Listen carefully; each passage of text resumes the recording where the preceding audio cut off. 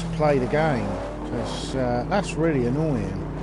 I don't know whether it's the heat in it affecting the router, because it is fucking hot. I'm not sweaty, but I'm not really comfortable. I might turn on my electric fan in a minute. Well, like I was saying about my poppadoms, yeah, my uncle got me into these, because that and chutney, because him and his wife now, but they have vegetable curries, because he's a vegetarian.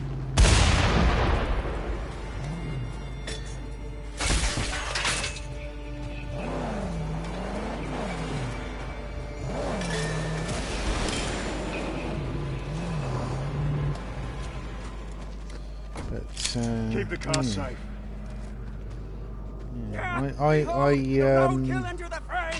I've always liked spicy food, particularly in winter time, because I work outside. I like having a little bit of spice to get me going in the day. Especially, I like chicken korma's probably my favourite.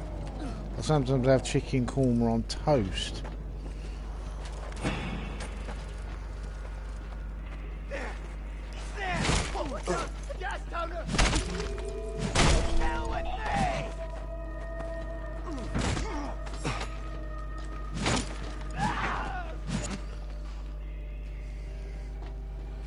Come on, you prick.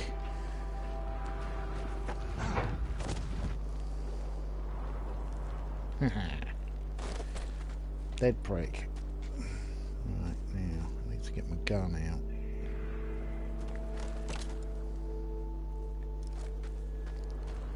Blow these bastard cars up.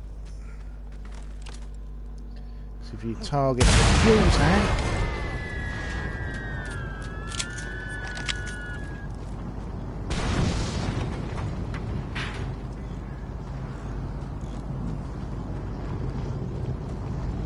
clear up crew must have picked up all the shite. See, that's a port, that whole background.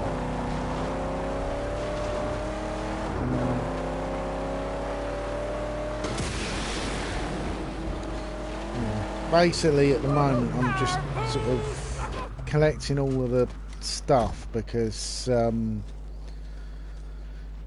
you know, I need the extra parts so I can upgrade my car, because the car, it's okay at the moment, but it's not got the horsepower or the armour. And then once it's up to a standard, I'll start going after the convoys, which is probably one of the funnest parts, because it's a chase. You got to deal with all the other vehicles around you and all that, and it's quite exciting. It's a little bit, it's reminiscent of the films, particularly Mad Max 2 and Fury Road. How do I get in there then? There must be something up here.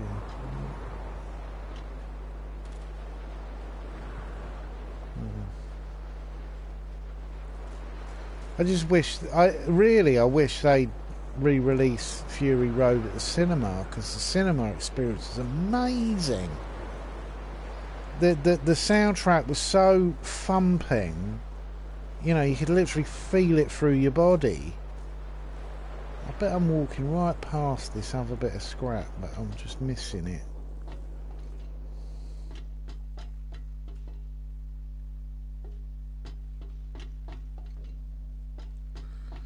It's not in there. It's just sand. It must be. Maybe it's up on one of them. Ah, I see. It's probably up on there. I've got to go up and round.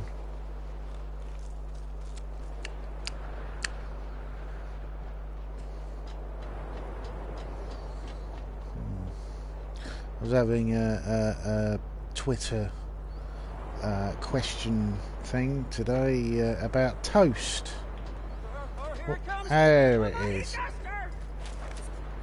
What people have on their toast. whether Marmite or jam or marmalade. See, I'm a fan of marmalade and what's the miss something? Balls. Got to look again. Must be. I see. I'll probably have to go up and around. Maybe, baby. Oh. Just check I'm hitting the right button. Ah, you bastard. Oh, no.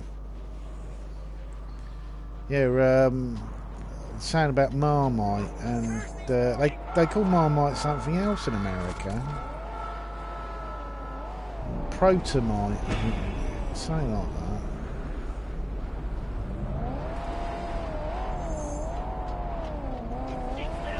Yeah, it's not the name I'd give it. There it is.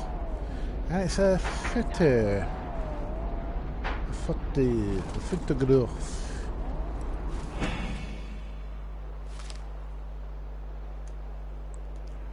Plague, riots, starvation, war, pestilence. It all came down around us. Yeah, guys, having a fight in the middle of a desert storm might not be the best idea.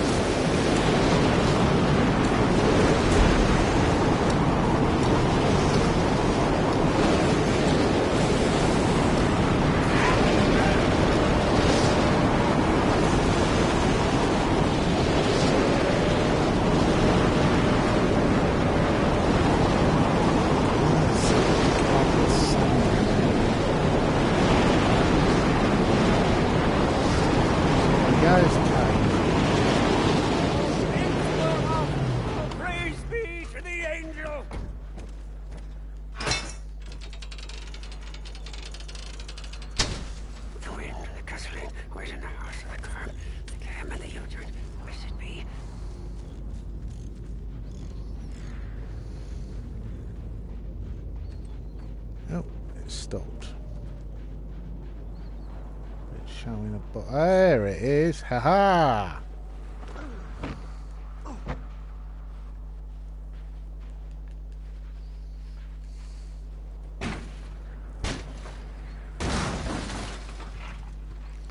Some more scrap.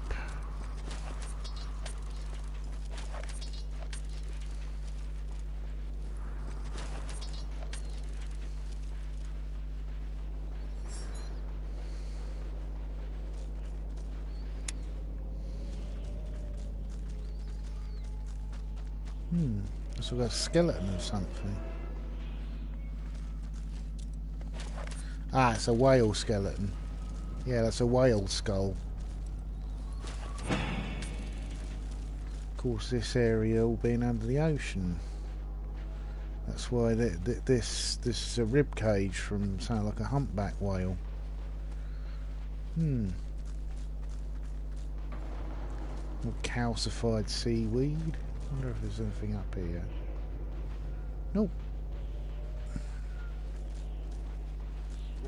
Most infidels fail to recognize the sacred parts of the great spiritual schemes scattered across the hills and valleys. I recognize their scrap as treasure. Whoa. Here's the top of the car.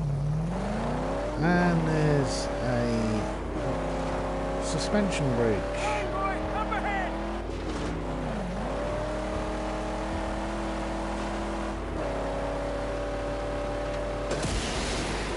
Forget not the grand mojo what sits on the hood! Great power for us! Yeah. Whoa. Yes! Even the littlest ones are armored up!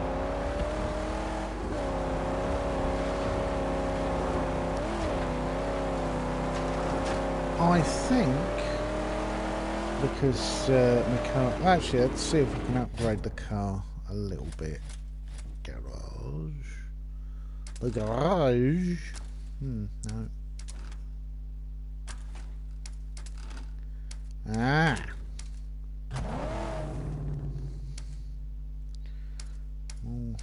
Oh, RPMs.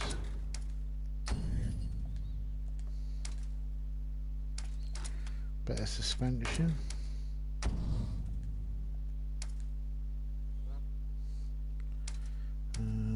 Hopefully I'll have some spikes. Still can't afford them. See if we can afford them. Yes! Right, let's go after that convoy.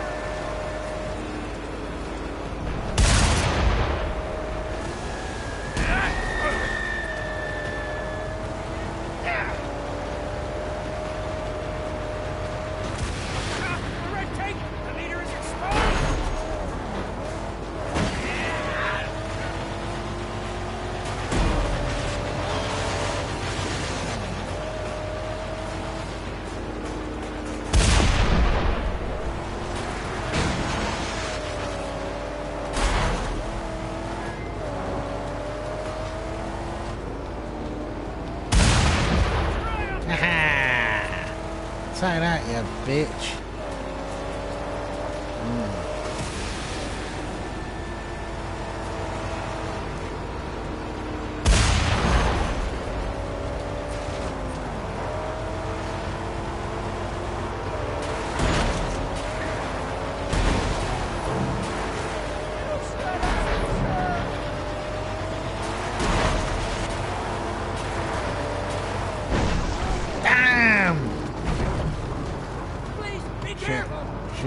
Shit. Come on, little man. Do your business. Come on, car.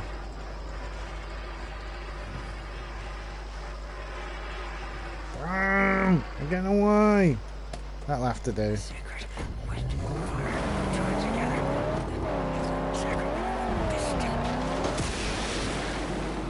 It's the fun of the chase. If you make one mistake, you can really regret it. And I was trying to sort of do a deflect of the sandwich that they were trying to put me in. Oh, that's not.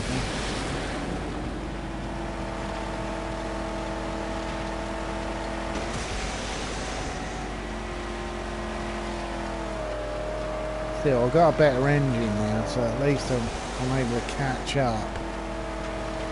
Because if you start doing these straight away, you've got no chance at all. Whoa.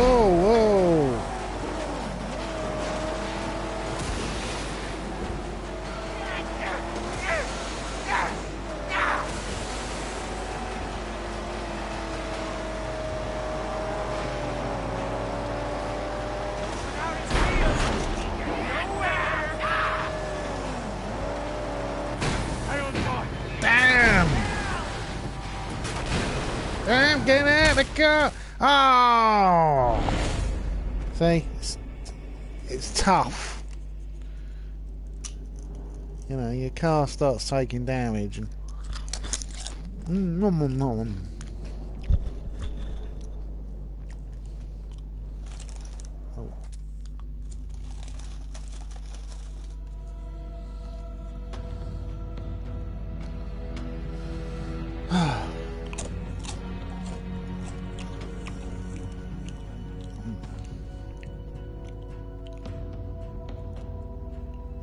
But the main part of the game is really these pursuits, because you get a lot more scrap from a pursuit than you do in any of the missions.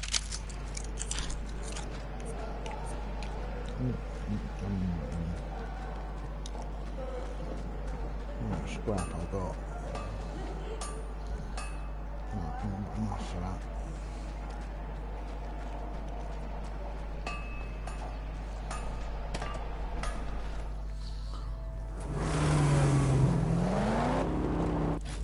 So we'll look on the map. The map.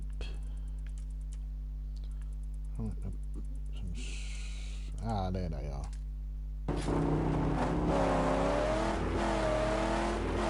If you get all the territory nice and low, it makes you get a lot more scrap. You upgrade your car, and the threat level. When the threat level starts going down, you're less likely to run into war boys.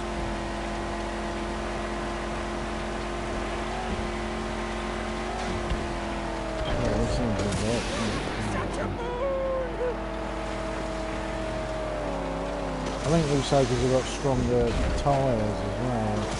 I'm getting more quickly. Handling! Oh! Oh!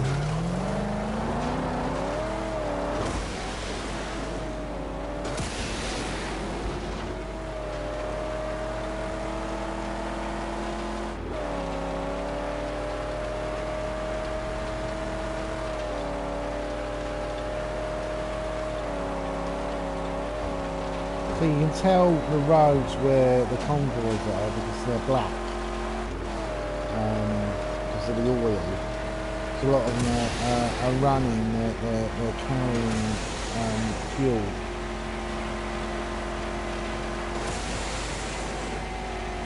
Okay. And the dust, that's actually the convoys. Oh! Whoa, whoa, whoa, whoa! Nelly.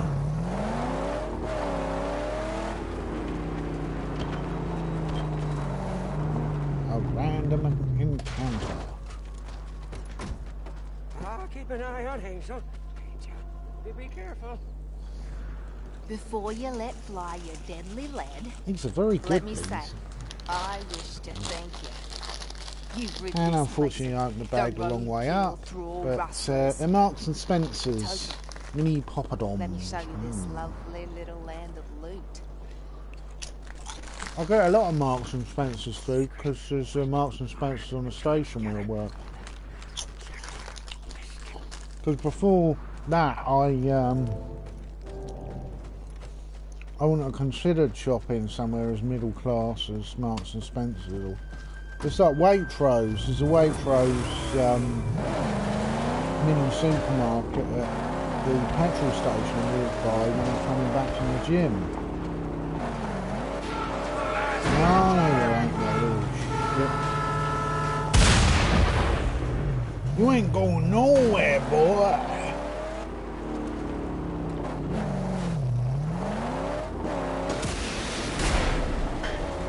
That's prime scrap just bolted.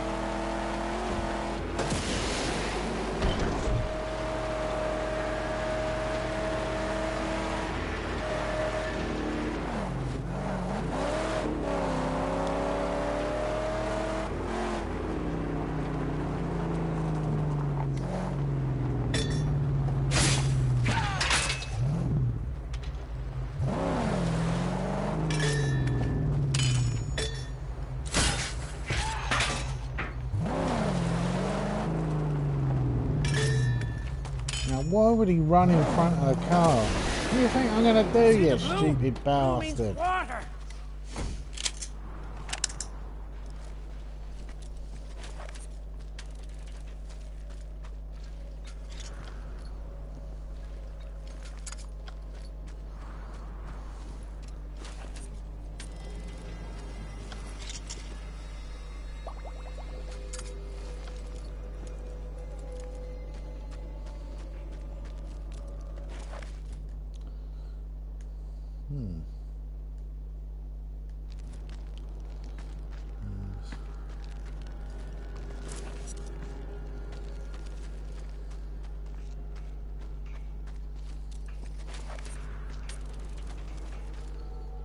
Must be missing something. Some scraps somewhere. Maybe it's around the back of the tent.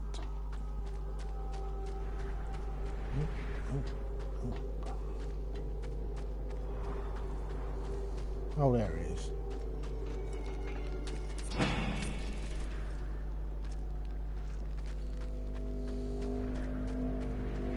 Wait, we must get on with our sacred mission. I'm surprised there's not been a TV show of like Mad Max. Because, you know, considering... Whoa, shit. Almost killed the car there.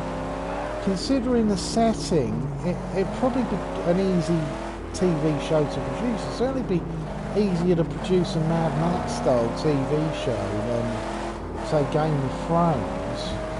You know, it's just one of those surprising things that no one's thought of doing it. Because also you could put in a lot more background into the character.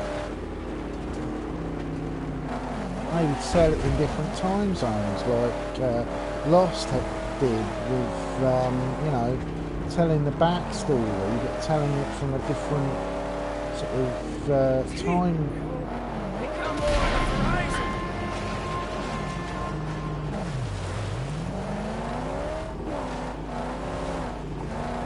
Red tank! Shoot! Shoot!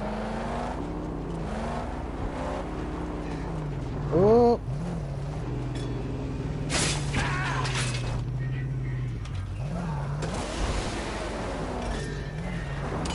Idiots. Keep an eye on the car.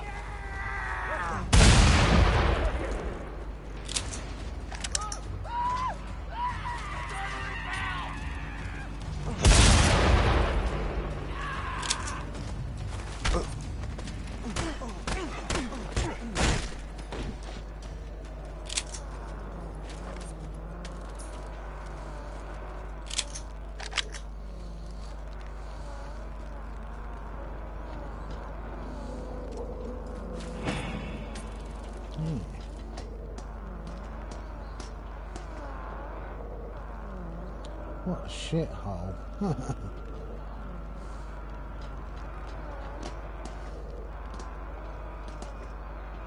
That's alright. See these are toilets. If you sit on the tyre and do your business. That's something that they never really cover in time travel stories. That people always go on about, oh, wouldn't you prefer to have lived in another time? Well, I wouldn't mind living in, say, the 1930s and 40s, times like that, or maybe even the 1950s. But I certainly wouldn't want to go to a time before toilet paper, because toilet paper and people washing their hands, particularly after they've just gone for a shit, that didn't really come along till the late 18th century. For a long time, many people had a problem keeping sort of their food and shit apart. You know, it's why I always laugh when people give reverence to to people who wrote the Bible. And I'm like, these people wipe their bottoms with their left hands. That's why the left hand of God is considered sinful, is because people used to wipe their ass with their left hand. If you want to stick it to the mummy It's not some magical thing. Root them out. We need some help with the goddamn explosives.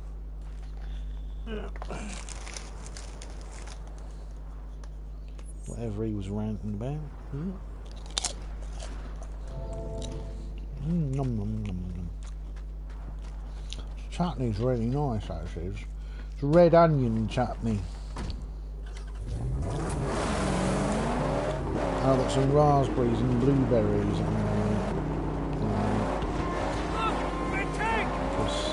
Blueberries are very good for you.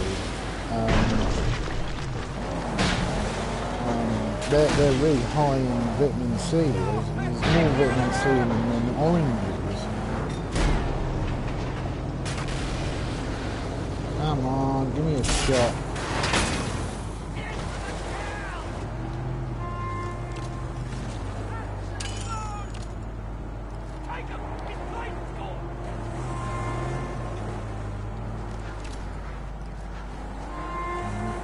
Oh, that hurt.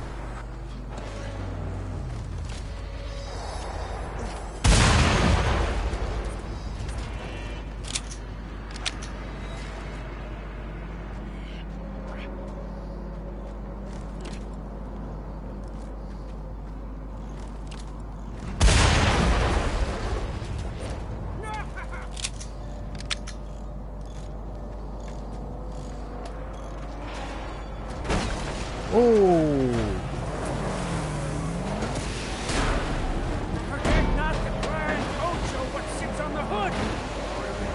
Great power for us. See?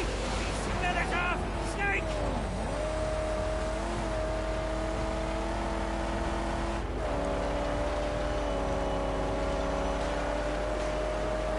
If you time it when you're chasing them, if you get them over the bridge, you can force them right off the bridge.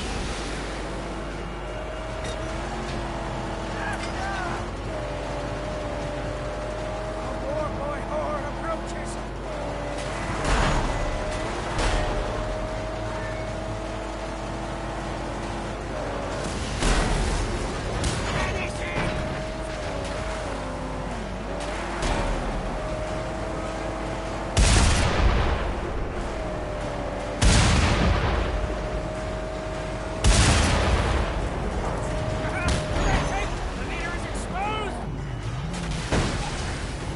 Ooh, shit.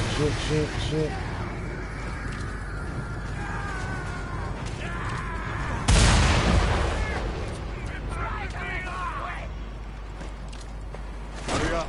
Hey, brother, safe!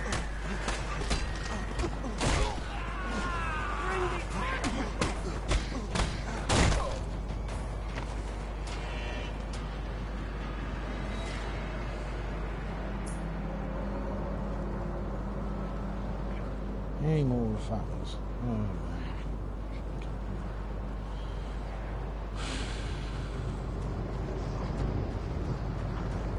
Shit.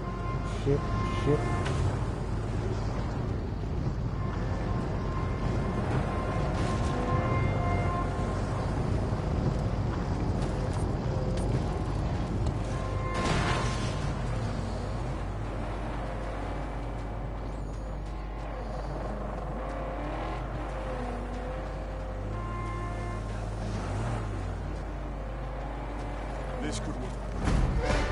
Ah. Purpose power.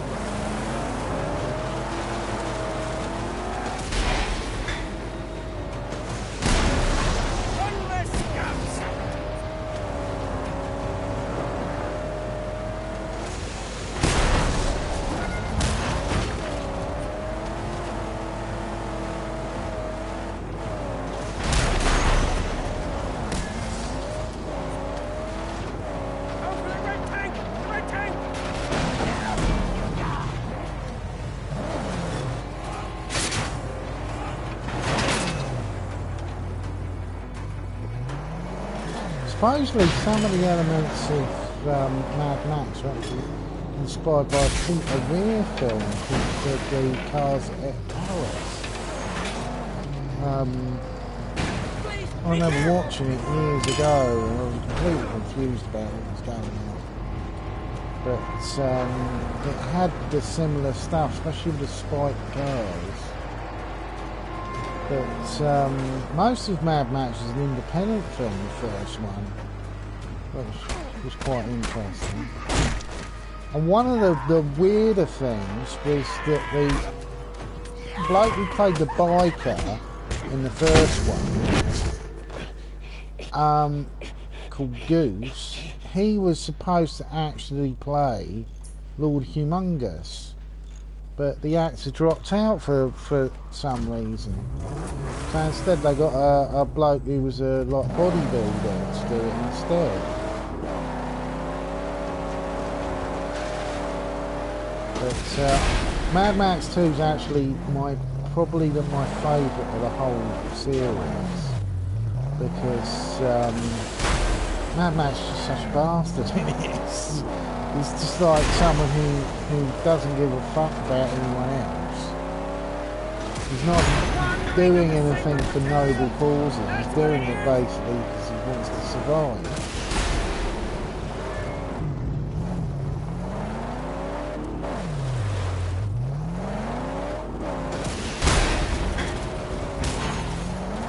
You know, and it is quite interesting for the time. That, as you wish. Hurry back. This place is prime pickings for raiders. Australian cinema is always interested murderers. me anyway, because the characters in Australian cinema are usually a lot more human. One of my favourite Australian movies is Chopper, about Chopper Reed, and it was like a biopic, but that is just an amazing film about, you know, I started listening to the audiobooks of Mark Reed, and it is gory as hell, really frighteningly gory, but you know, he had a code of honour, because sadly he died last year of cancer. But it's very interesting how sort of masculine and manly Australian criminal culture was, and they'd have gang wars, and they were quite violent gang wars. There were lots of shootings and murders of all varieties. But the most interesting thing about Reed was in the 80s he'd actually target members of organised crime. See, there's a joke there. What is this?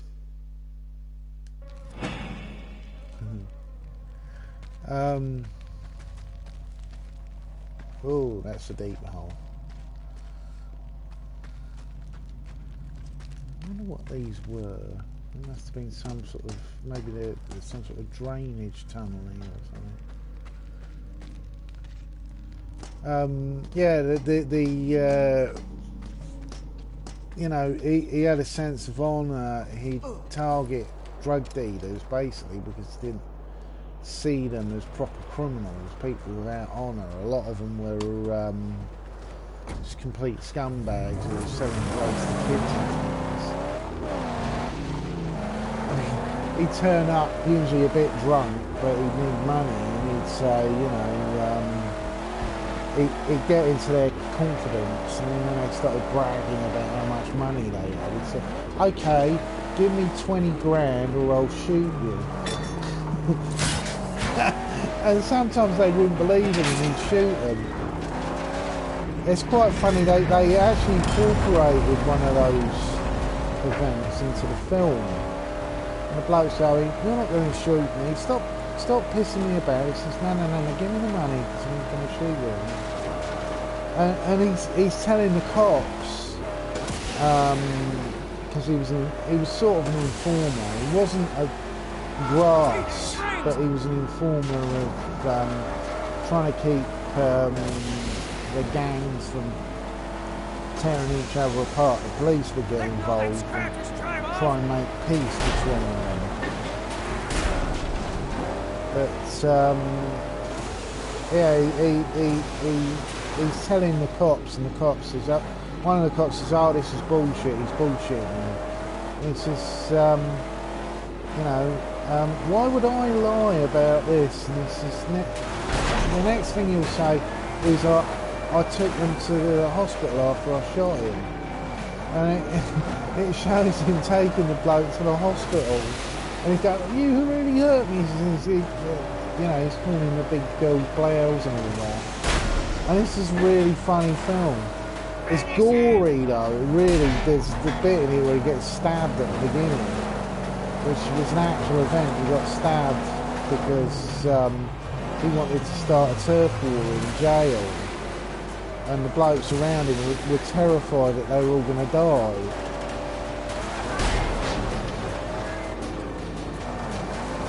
But his books are very funny.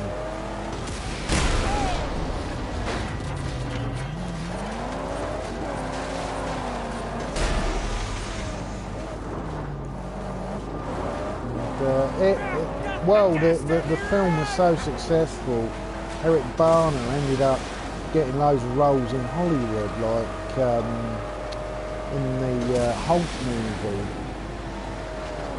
which I actually like. It's one of the Marvel. I know it's not popular with lots of fans, but I actually really I thought the Hulk movie was better than the Incredible Hulk movie.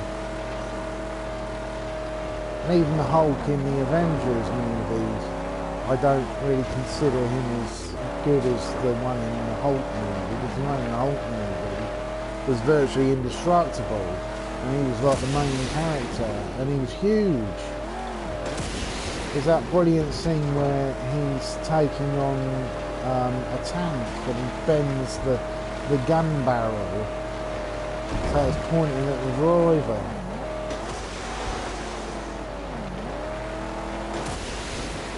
Now we've got brilliant.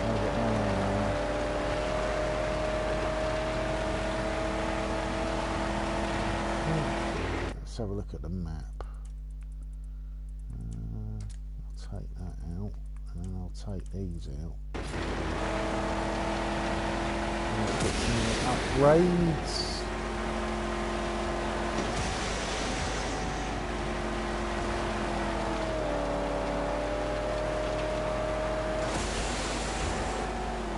Yeah, he even made, Eric Bana made a film about, like a documentary film about his love for cars, because he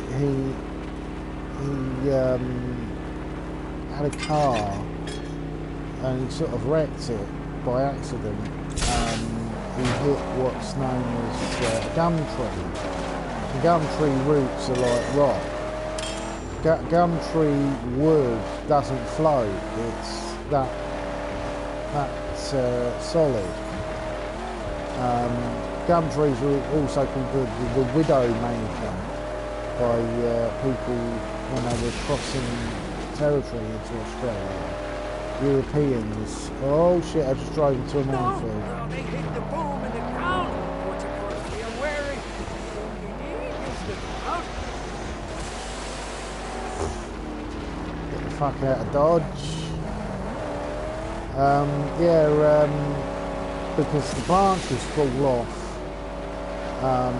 quite easily, because they're such heavy mass, they crush people.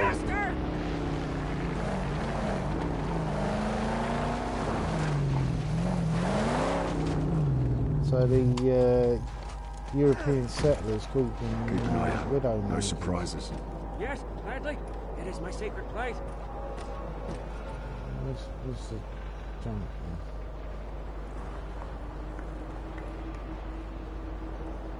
I'm seeing it.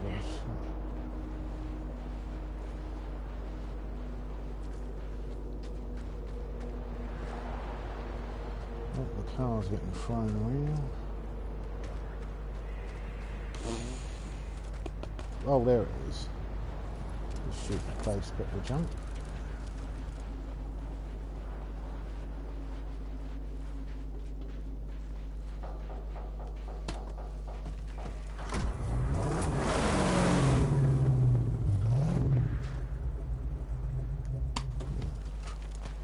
I missed something.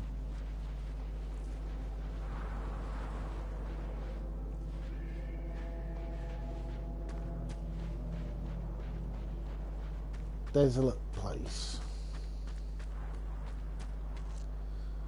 See, the irony though is that if there was an atomic war, no one would survive. You wouldn't get a post-apocalyptic world because the atmosphere would be damaged, and you get this thing called nuclear winter, which is basically tons of dust and matter go up into the atmosphere, and it reflects out too much sunlight, and the plant life will dies because it cools the surrounding air too much during the day. And together, you and me and her will prevail. Oh, it's up on there. Oh, I remember Rights this. of fury on this earth. Because I completed this before. This. Oh no! Cowboy horde is drawing near. Go right at the end of the pipe.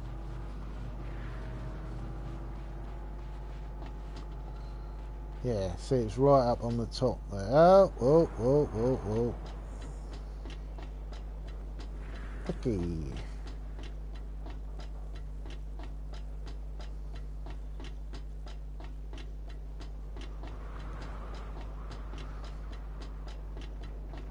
Eric Barner actually was one of the actors who went for the role of Mad Max in Fury Road. I was surprised he didn't get it because, you know, being an Australian actor. I doubt a fiberglass helmet would stop a bullet. Yeah, he probably didn't survive long. Oh, oh, oh. Oh, bollocks.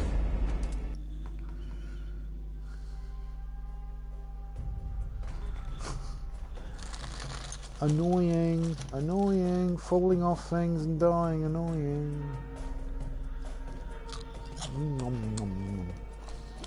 And crack these open, see? Blueberries and raspberries.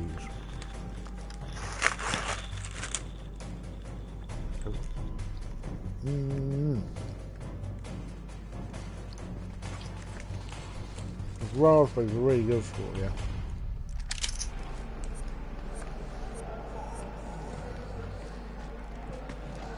Got that from a doctor told me that, because I was saying about I used to have really bad acne for a while, Just a and he ragged basically stranger. explained to me You turned that out to be if our you have berries, Valentine might just turn things around for us. there's a different kind of vitamin C than you get from. So it's turning it into a proper community. That's what I like about this game.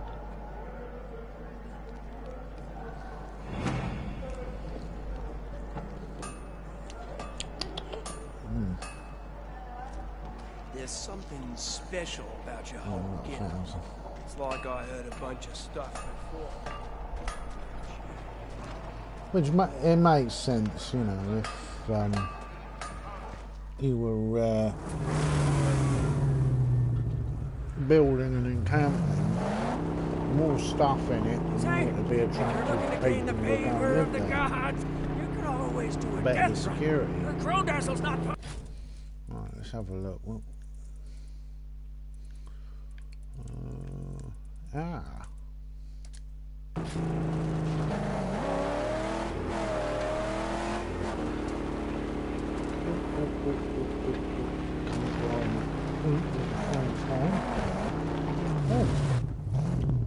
Roadkill cluster incoming.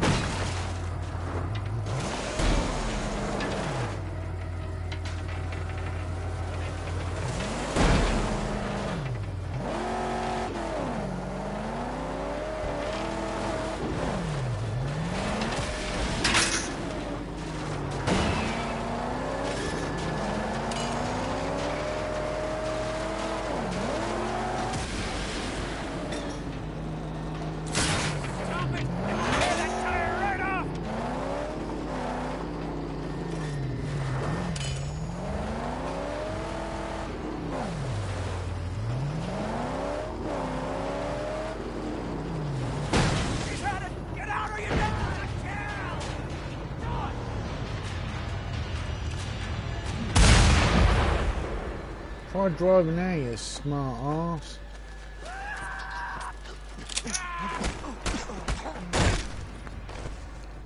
You done yet? Sure, if I had better tools, I'd be done by now.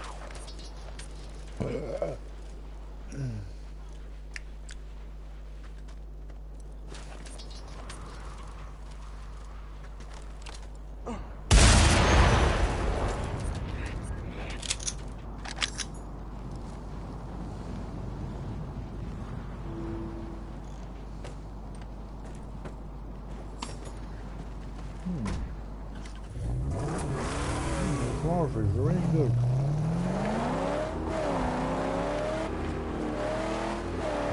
A popular thing that my mum used to do for me for sweets. Sunday dinner, because we wouldn't have sweet all week. My mum was quite poor.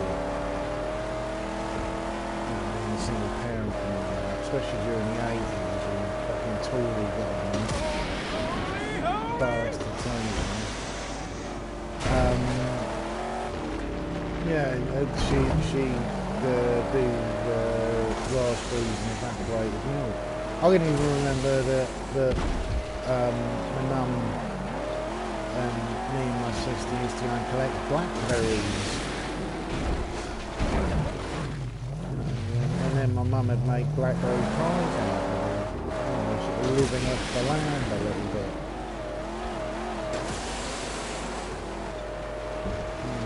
To go with my uncle Jack up to Scotland sometimes as well, and we'd go and hunt deer, which was sort of semi-poaching and semi-sort of, back at that time people had large areas of land, but not a lot of money in Scotland, so they weren't monitored very well. So we'd go and hunt red deer and it's sort of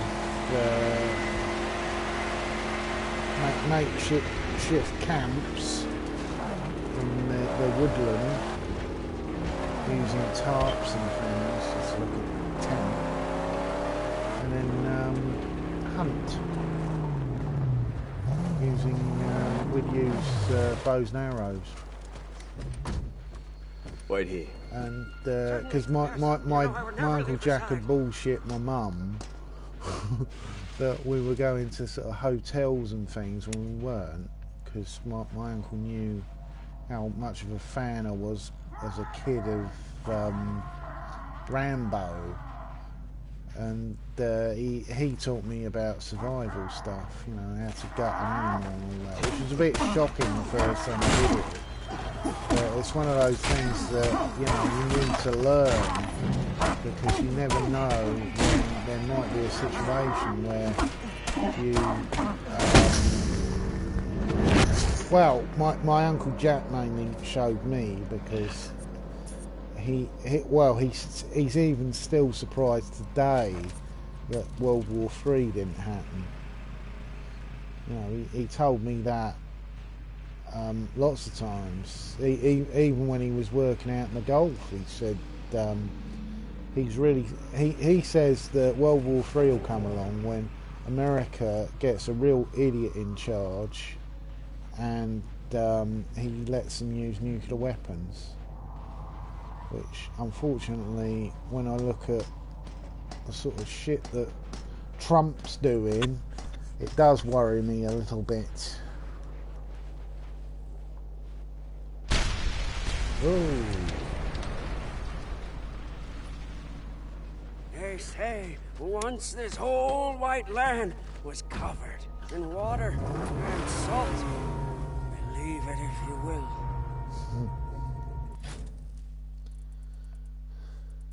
Oh, there he is. Yeah, there was one left.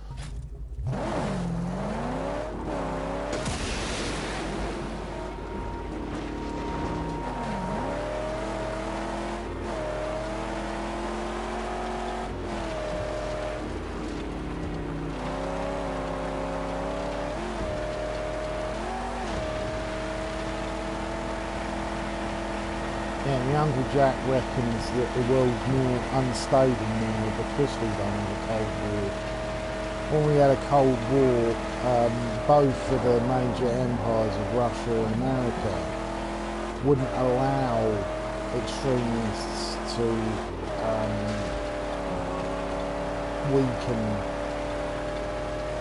either of their portions of the world, and things were a lot safer. But since the end of the Cold War, things have become more unstable, and extremist groups like extremist Islamic and well, even anarchist groups. My Uncle Jack saw what was going on with anarchists back in the 1960s with the Red Brigade and those lot back in the 60s. And he said that one day everything will get a lot worse.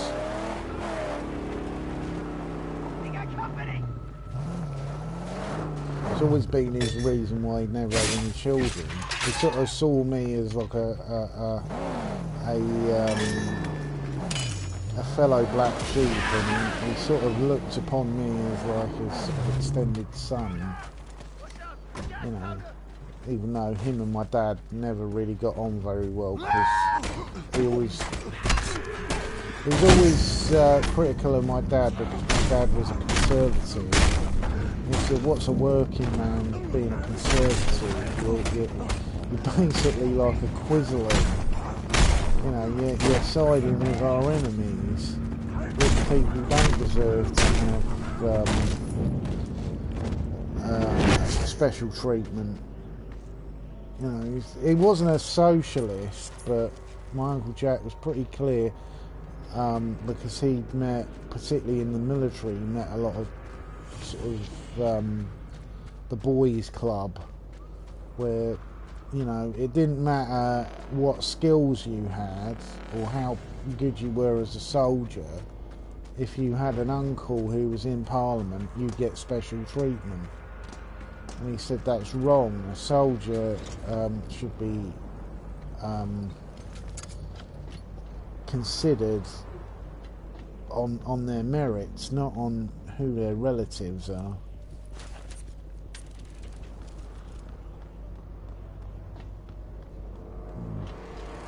Yeah. I attempted to join the army twice, but I think my Uncle Jack reckons I got the wrong temperament to be a soldier, because I wouldn't really be I'd question things, and you know, I'm very much a person who I can feel uncomfortable, especially around people I don't get on with. And it's you know, when it's a military group, you have to work as a team. You know, but I probably won't make for a very good soldier.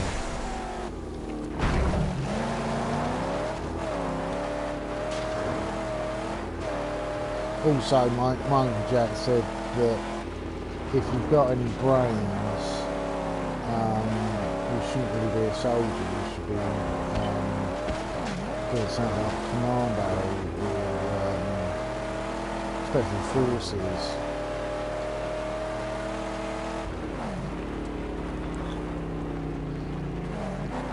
Because he joined the Paras, you see, and he got thrown out of the Paras for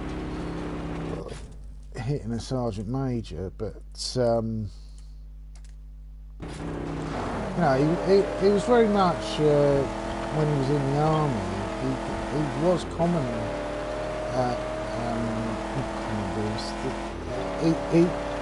he was given citations and stuff like that because he's a very good soldier, but he just had a bit of a problem with cities of what he called posh arseholes coming and ordering people around when they have no skills. Which does make Long sense. shots stalk this region, Saint. Be on guard. They didn't have any respect for what he called the college boy type soldiers.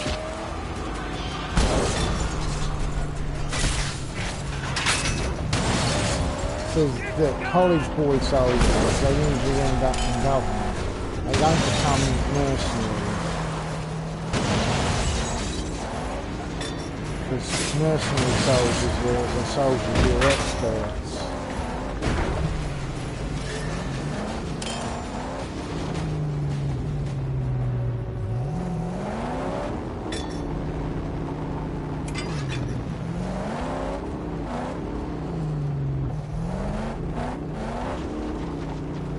Because there's been a mercenary since like the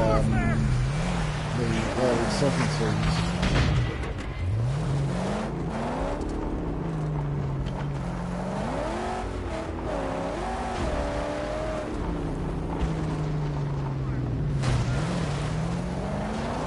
A sniper flash, but I can't see where it's coming from.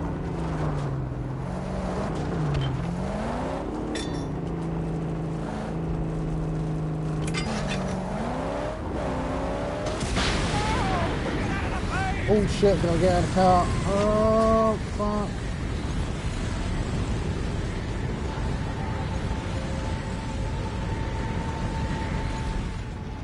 Chop, fix it, quick.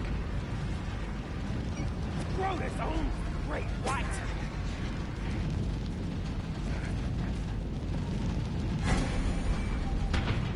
Come on, she's fit for tricks. Gas wonder.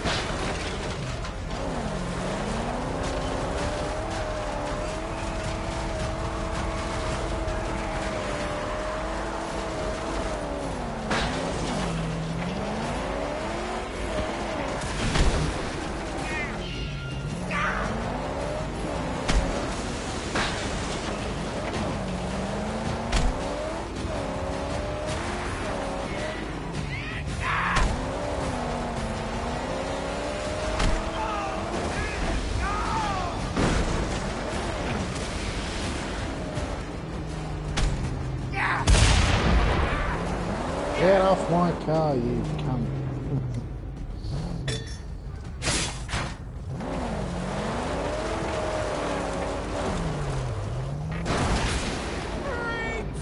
Been doing a lot of jokey stuff at really amazing. So doing a t-shirt thing.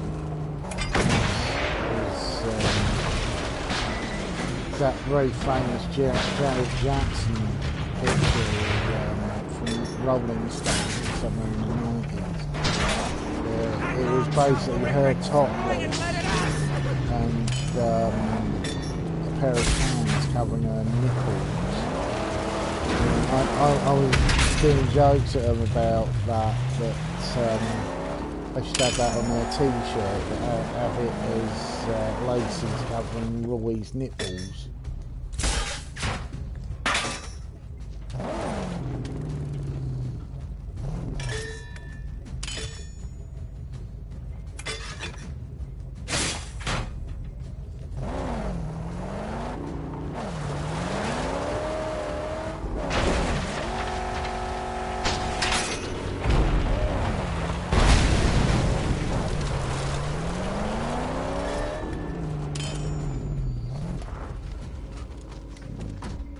because I like helping people, especially on Twitter, with silly ideas and all sorts of stuff like that.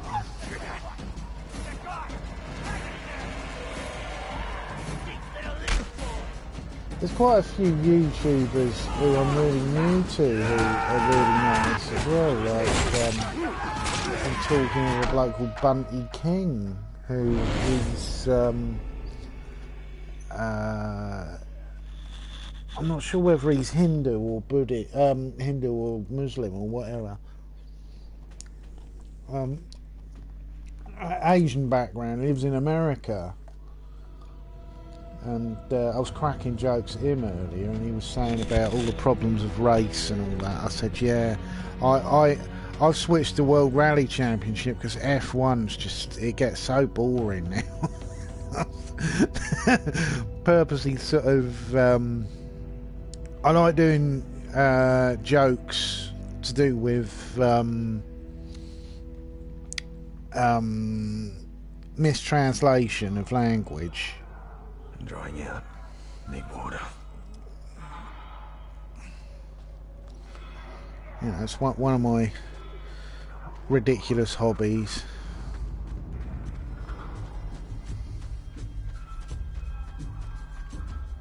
I always find mistranslation funny. The Ronnies were the comedians who used to do that the most, that I particularly found funny.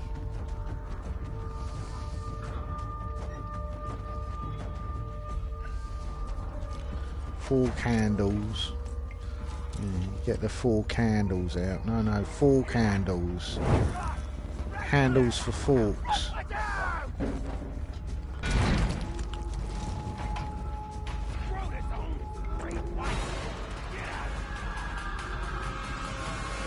What one of my favourite radio programs is Sorry I Haven't a Clue, and they have a lot of jokes like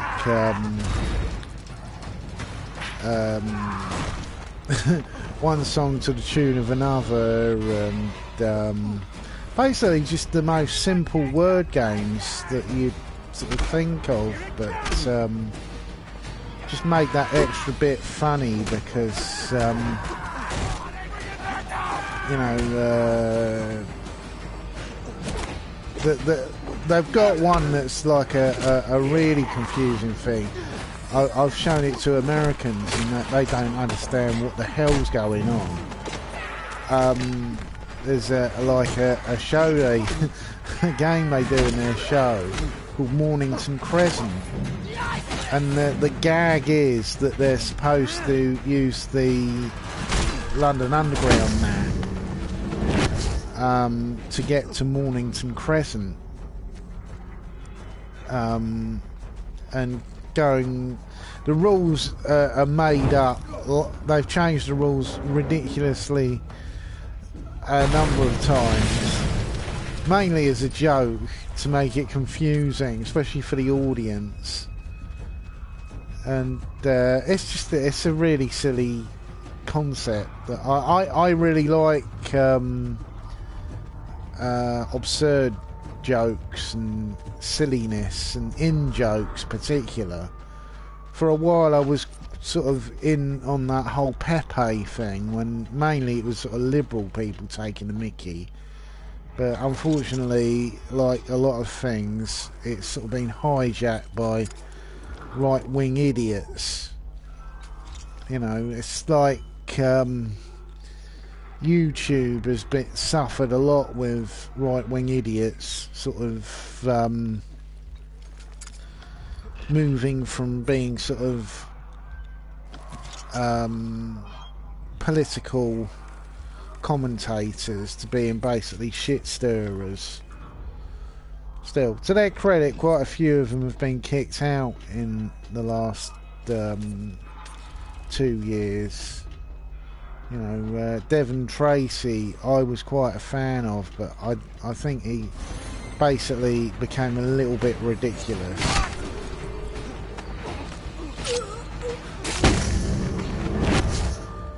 You know, I watched one of his videos recently, and he was sort of going on and on about Spinosaurus Kid.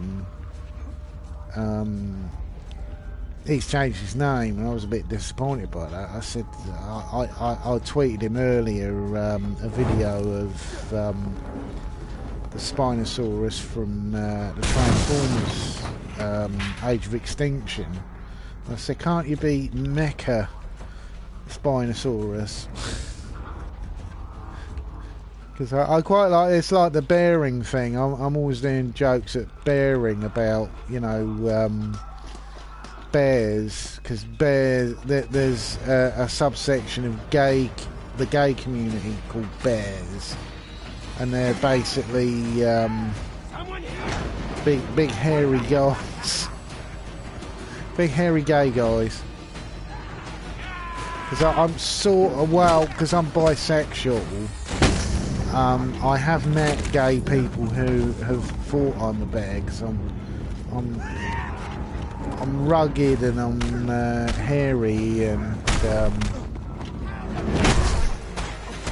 being a bit fat as well. But supposedly there's a whole group of people who are into hairy big blokes. I'm surprised that TJ Kirk's not a bear, because he's big and hairy.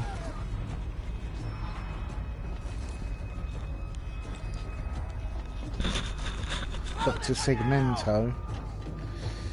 Yeah, that's quite funny. He does that thing with his belly, and he gets it to talk.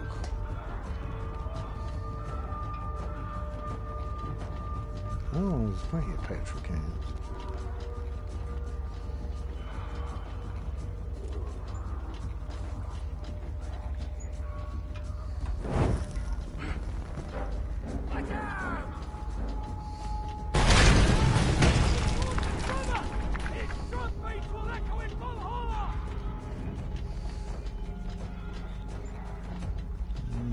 The last tanks on the floor below. Have to be calmed down letters. Yeah.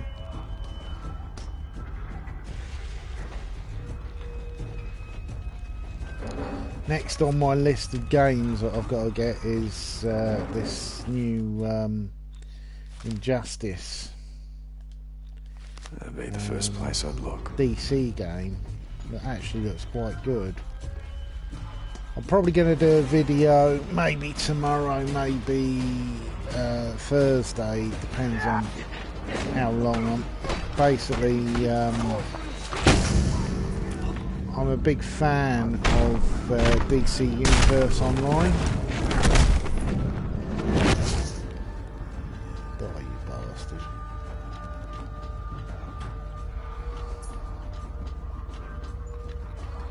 Yeah, I'm not a huge fan of multiplayer games, but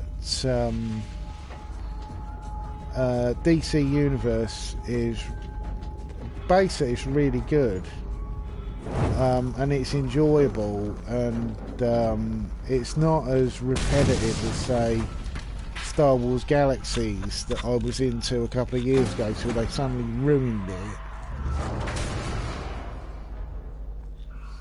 They put in this because it was getting popular because there was a Star Wars movie or something like that coming out.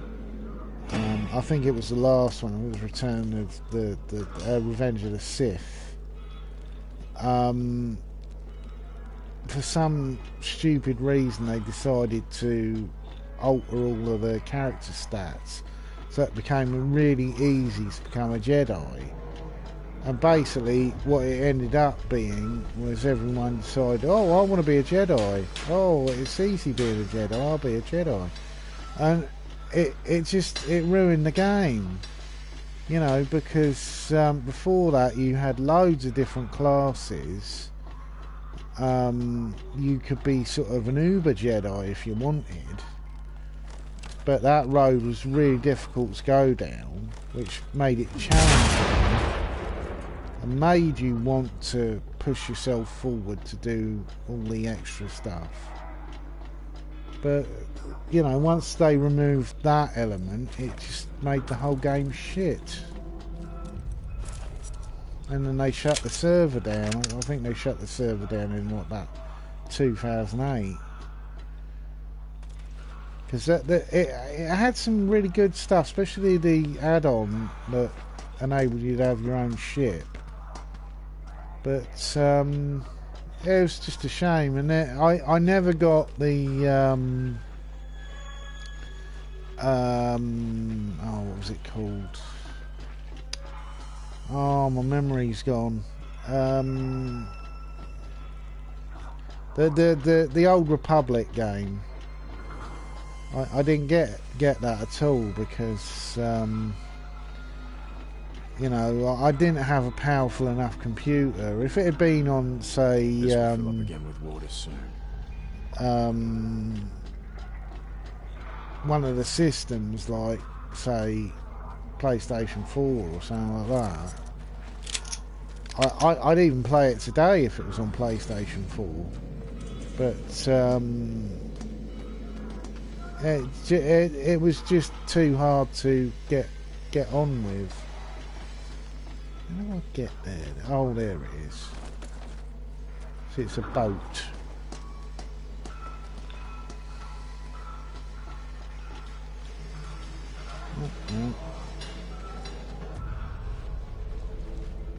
Where do I get in there then?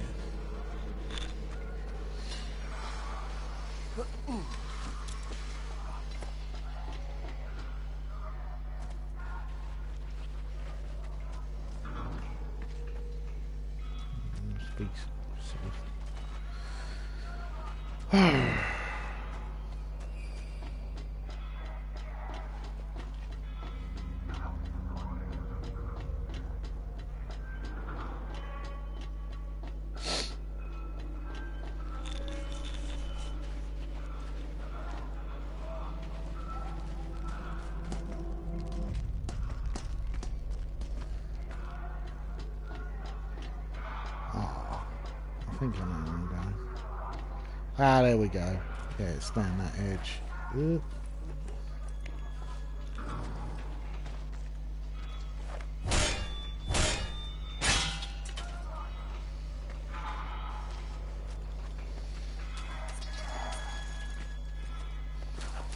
Keep getting people telling me I should look at Keemstar stuff, but I'm not sure. The problem with a lot of these internet shows is if you sort of come into them late, you don't understand what all the jokes are and things like that. And I've heard he's more into sort of internet drama, and I always find internet drama is okay up to a point, but then it can easily turn into internet bullying and people saying things that are really sort of out of order.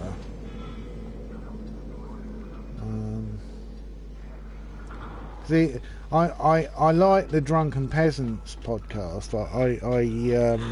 I listen to a lot of them on SoundCloud, but I have to admit that sometimes they are in the wrong and they say things that are pretty not okay. You know, Paul's ego, I like him as a person, but he can be a bit of a bully, and his other problem is he's a bully, but he doesn't really have anything to back himself up with, which I always find a bit of a problem. People who talk a good fight, but then when they have to sort of defend their position. Whoa. That's a big bang. They'll pick on a certain person and then sort of you can tell it's like internet bullying. They wouldn't say it to someone's face. Is the point?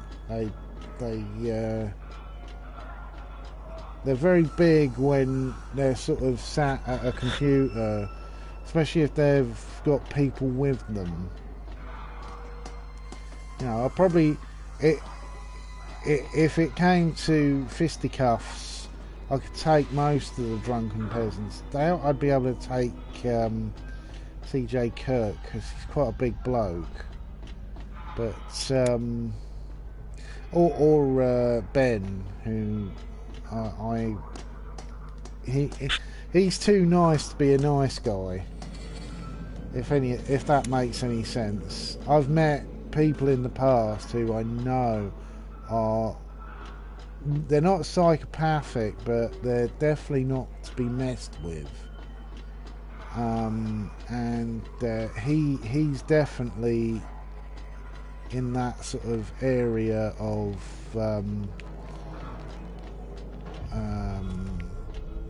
not someone you'd want to fuck with.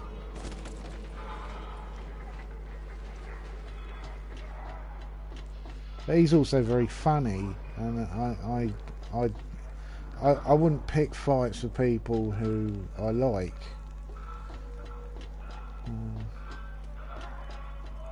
But I'm sort of, how can I word it? I'm in that generation between sort of the 90s and the 2000s, where in the 2000s now, if anyone mentions anything violent in any way, even words, everyone acts like it's the worst thing imaginable, like saying cunt or bitch. I was amazed at how many people react to the word bitch. I was like, it's not a weapon of mass destruction, it's just a word. Oh, but it's so offensive. Not offensive. Bitch is basically female dog. But you know, I think partially some of the overreaction and complaining that people do nowadays is a lot of it's for show, a lot of it's for attention. It's why I'm very suspicious of people like Sargon when he sort of will say terrible things, and then if someone says a terrible thing to him, he acts like it's the worst thing in the world. Oh my god! You know, for a tough guy, he's certainly got a thin skin. Even though I don't think he's tough at all. It's like Crown T as well can be like that. He can be a bit of a bully. When he thinks everyone's on his side, he becomes like a Superman. But you know, and then he'll be whinging about his Patreon, and I'm like, well, hang on a minute, mate. Why don't you get a job? You know, he said stuff in the past, and I thought, oh, you arrogant prick. You know, he has a history of saying the wrong thing to the wrong people, and then sort of having Are you to away on one of your long backpedal. journeys inside your brain? Are you well enough to drive? Which isn't really very impressive when you have to keep sort of reiterating you're not this or this.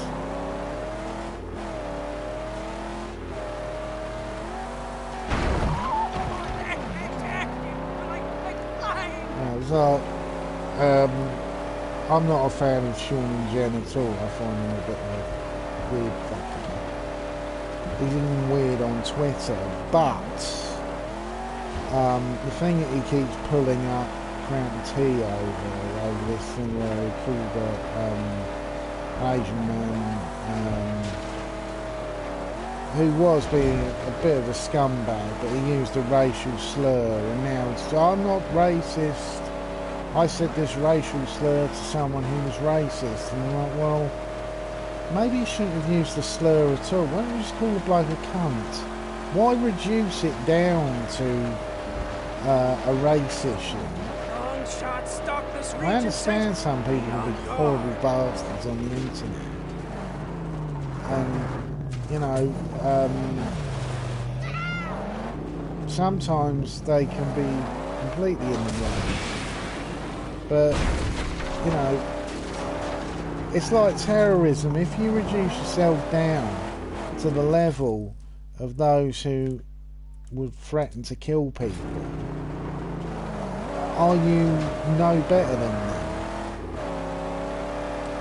It's a lesson learned from Star Trek, like many a good lesson.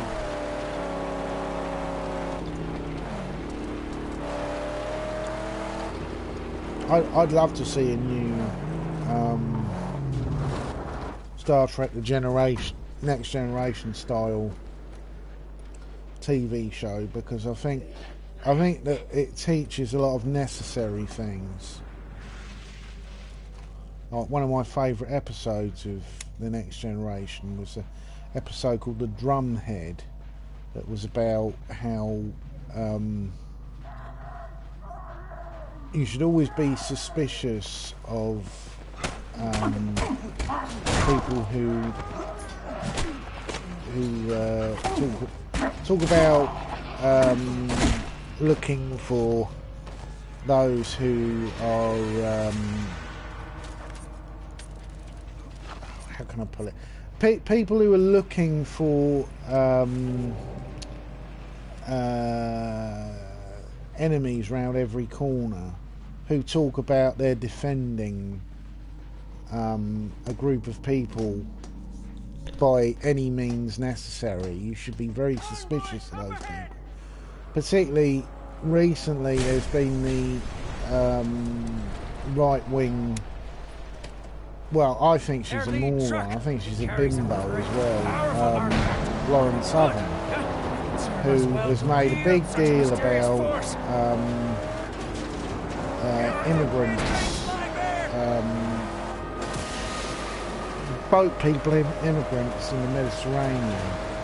And supposedly she got into a load of trouble for blocking shipping.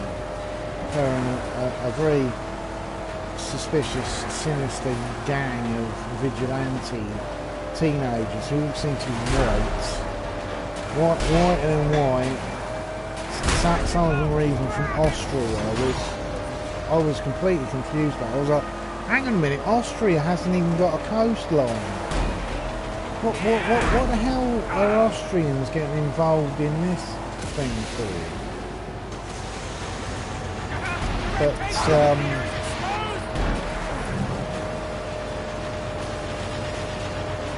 yeah, they're claiming that they're defending Europe.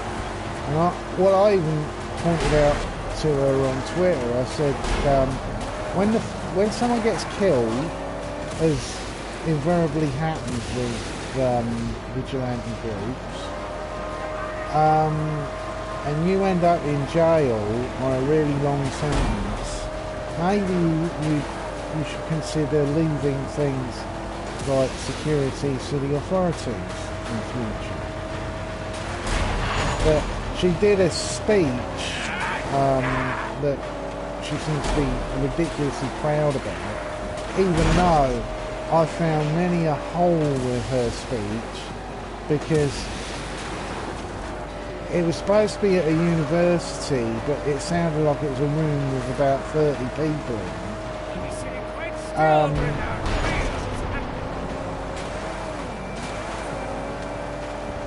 Oh, shit.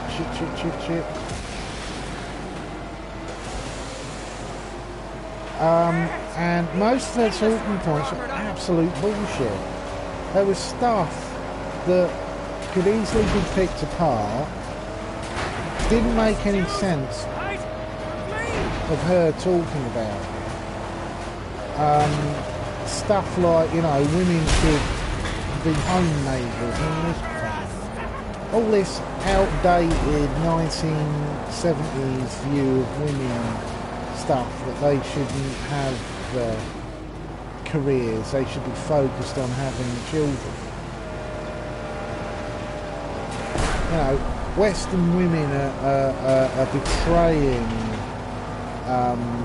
their kind by wanting to have careers. They should have babies instead. And I was like, this sounds very familiar.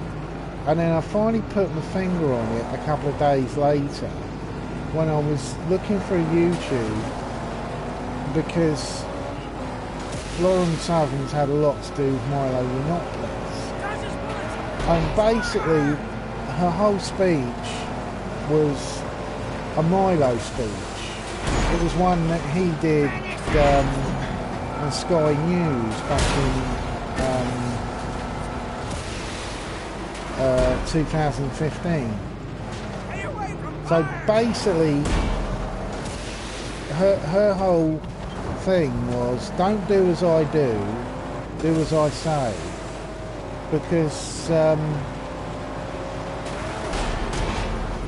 if any of what she was saying is true, the whole thing falls to pieces, because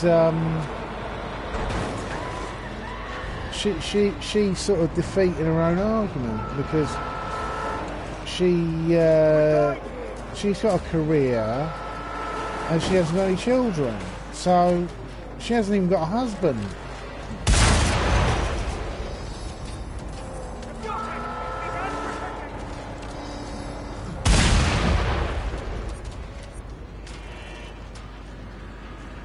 You know, so don't lecture women if you're not going to practice what you preached in. But I find pretty much most of, probably about 90% of her stuff is just basic bullshit. It's sort of the kind of bullshit that is just parroted off by Milo Yiannopoulos. You know, none of it actually holds true, none of it is based on reality. It's sort of a script that's been reused lots of times. You know, I'm not a feminist, I'm an egalitarian. I don't believe that you should just have one group of people who get special treatment in society. I think everyone should be equal. But, you know, don't try and turn the clock back on things like female equality. Because you'll just look stupid in there.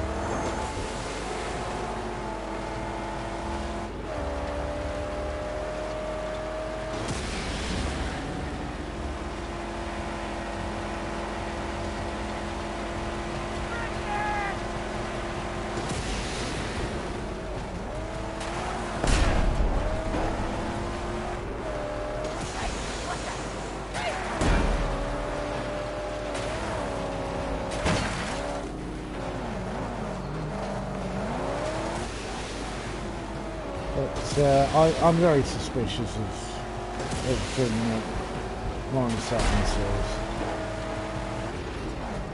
You know, she says some really ridiculous stuff. I remember watching a video with her. She wasn't the one who produced it. She was sort of like a guest appearance, and it was about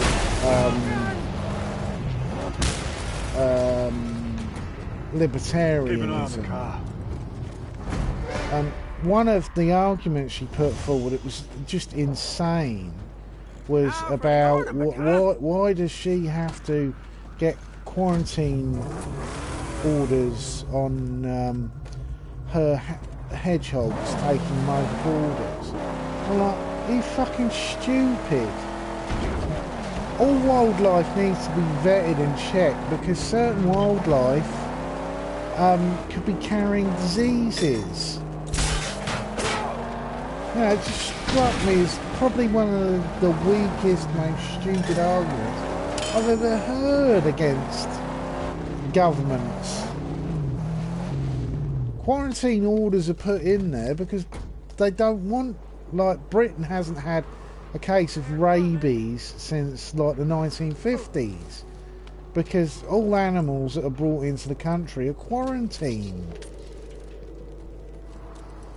It struck me as being a silly cow. Alright, let's have a look at my Twitter quickly.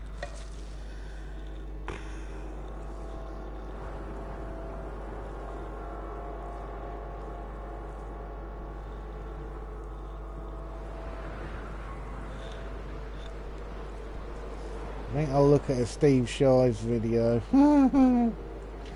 Oh dear.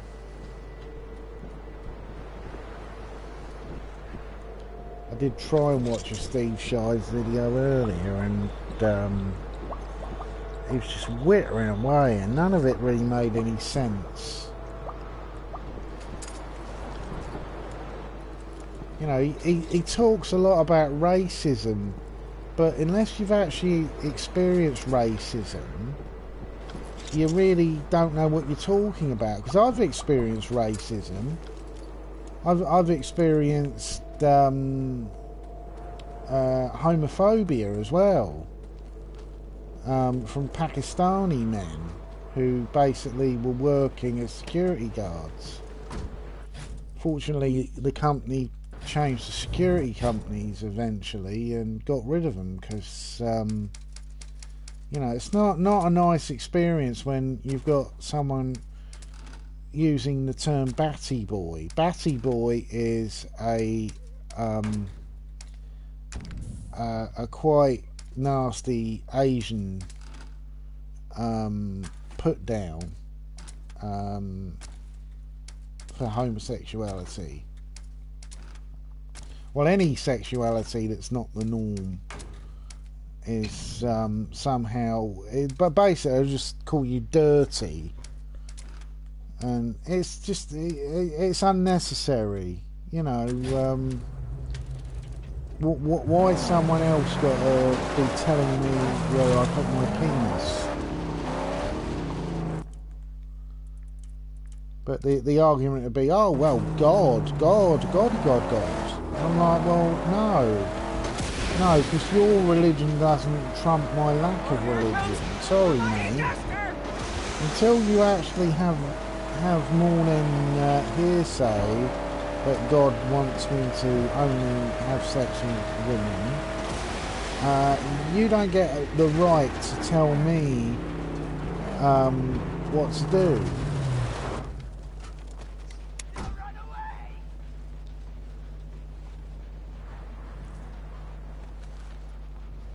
Come here.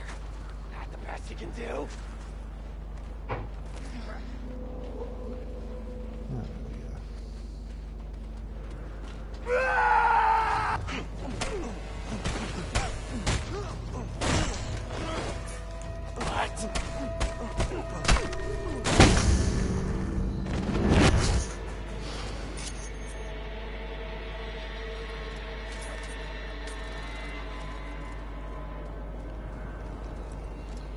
Well, unfortunately, I've met many of a religious person who says, "Oh, well, I don't hate A, B, and C, but God hates them," and I'm like, "Well, where's your evidence of that?" "Oh, well, it's in the Bible." People yeah, like that fill and threw out the Bible the rest. is infallible, isn't it? That's why it says things that are completely contradictory.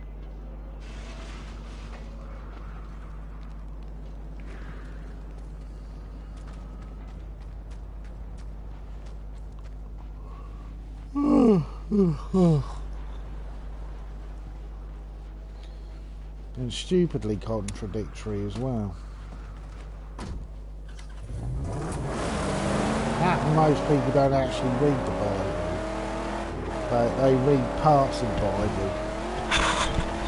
and they're very selective. I've met Africans who have been lecturing me about all sorts of stuff, and I say to them, you know, have you read the Book of Jethro? Who's that? And you're just like, well, you must know that if you don't read this stuff, how can you say that your God is somehow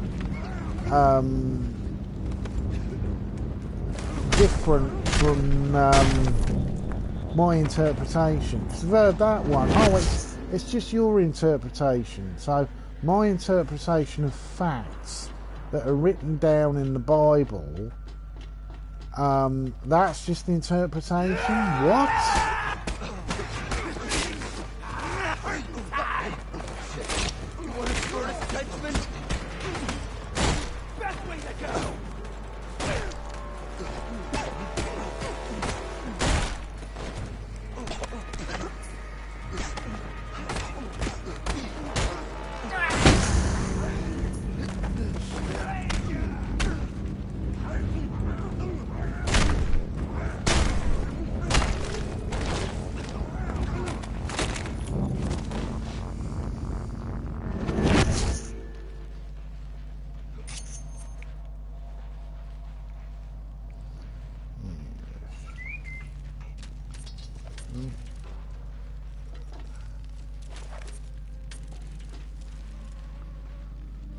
I'm quite amazed about how many people still won't admit they were wrong about Trump.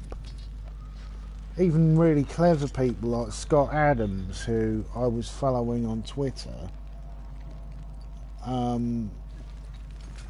he still says stupid things, and you're like, how can you even think that Trump is doing some sort of 5D chess? That, you know, he's basically gone back on every promise that he made at the election, and really embarrassing ones as well, like the Saudi Arabian curtsy. That thing, that really made me laugh when he did that, because that was part of the reason why all these fucking people were going, oh, we don't want Hillary Clinton because Hillary Clinton's not tough. And I'm like, well, yeah, but that falls apart now, doesn't it? Because Trump was about as tough as a virgin on her wedding night. And that picture of him with a glowing ball, I was like, oh my God, what the hell's that?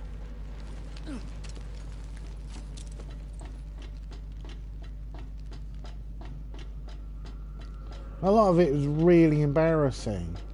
Lots of people who, well, like Sargon, said things about Trump that just are total lies. You know,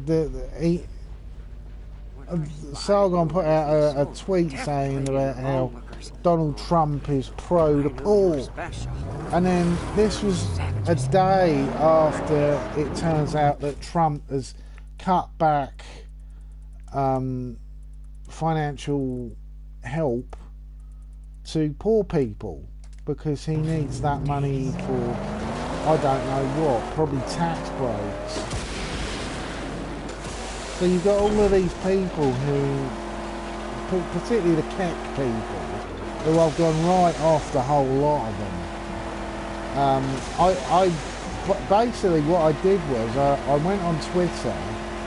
I would ask the Keck people a series of small questions. You know, do you support Marine Le Pen?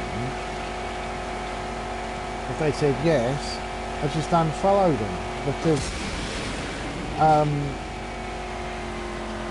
I don't accuse everyone on the right wing of being a fascist, but when they're actual fascists, like Marine Le Pen, there's no way of backing out of that and saying, oh well, you know, she's not a violent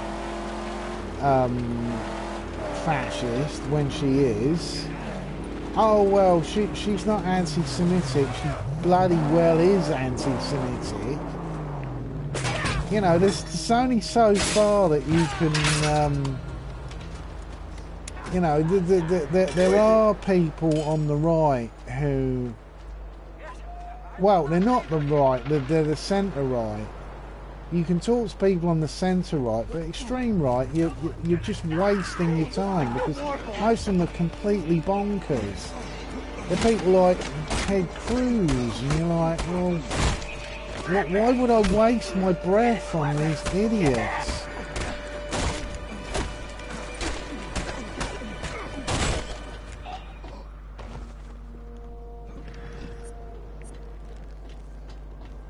Especially the conspiracy theory clowns. Oh, the Jews run everything. You're like, no, they don't. They don't. That is just nonsense. There's not enough Jewish people on the planet for them to run everything. You're talking shit. You know, there's 2 million of them. Oh, they're all a part of a big conspiracy. I'm like, have you got any evidence they're a part of a big conspiracy?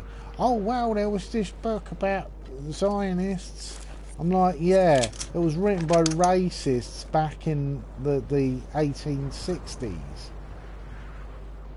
Oh, but it's the Bilderberg group and all that. He's just like, you're talking crap. Alex Jones, it's proven the language Alex Jones uses is based on anti-Semitism. All his claims about the banksters and the globalists, it's all language that Adolf Hitler used. He was talking about globalism because he, like a lot of the idiots, believed that the Jews were secretly running the world, and the Jews invented Marxism to divide the spoils. And you're just like, this is just rubbish. No evidence to back it up.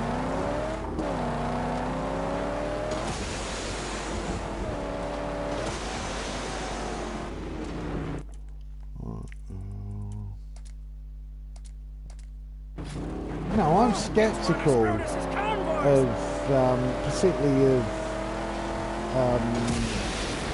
big businesses, especially corporations, but I don't believe they're being run out of Israel, because if they were, Israel wouldn't have a massive financial deficit. You know, the mere concept that Israel was running everything, this is rubbish.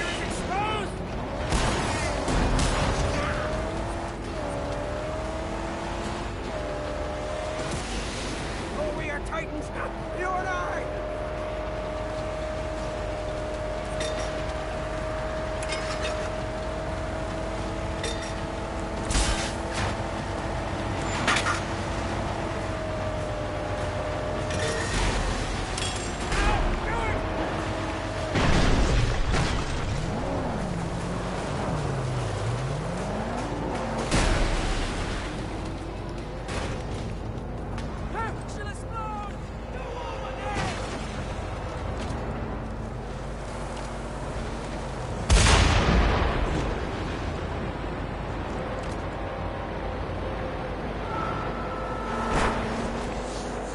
Ooh.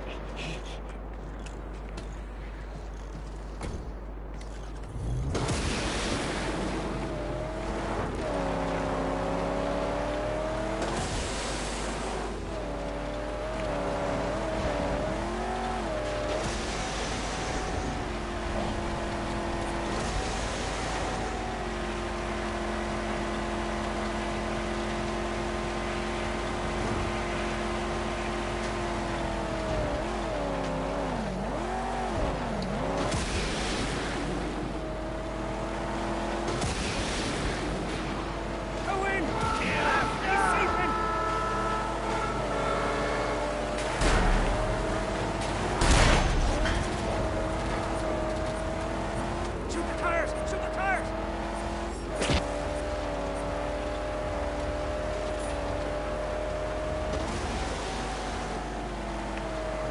You'll be sitting quite still.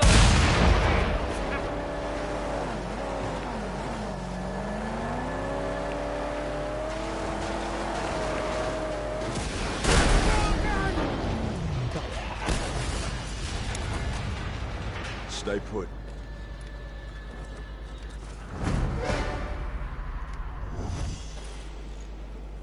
Bring the artifact!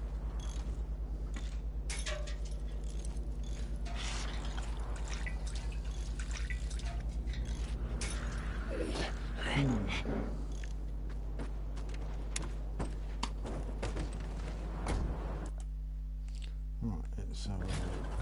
The map. Let's take out these snipers. Right. And let's upgrade Max.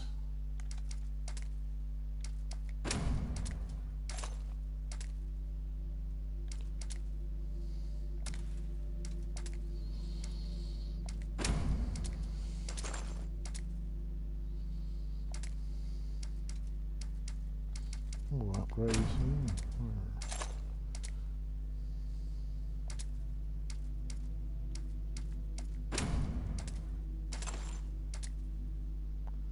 Big beard. Beard on fire. Shit. Eddie Izzard joke there.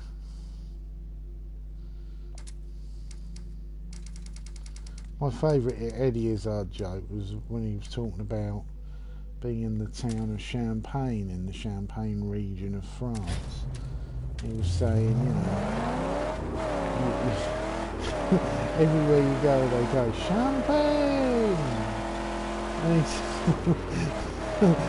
said, you've come into the shop, Champagne! You've fallen over in the street, Champagne!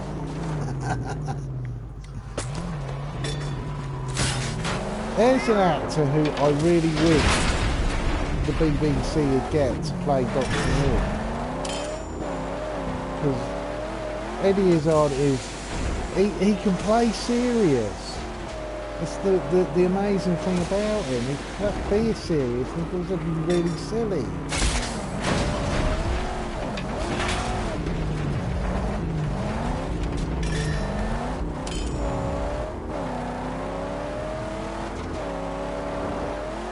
Which I really like. I like silliness. I was explaining this on Twitter earlier, you know, the concept of being silly. Everyone should be silly at least once a day, because it's best explained by Shakespeare. He said that it's the Hamlet reasoning that Hamlet, halfway through the story, when he finds out that his father was killed by his uncle, he feigns madness. And the question that some writers have always, of theologians, people like that, people have asked, is Hamlet crazy?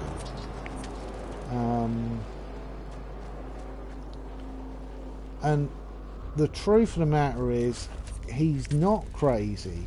He's acting crazy, because when you act crazy or stupid or silly, you free yourself and you free your mind from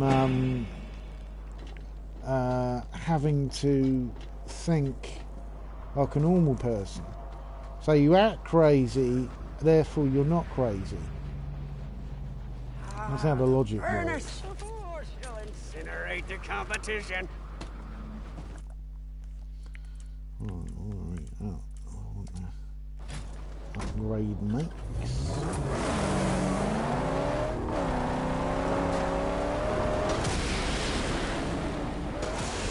So I at least I tell them on Twitter, I try and have at least one ridiculous conversation a day.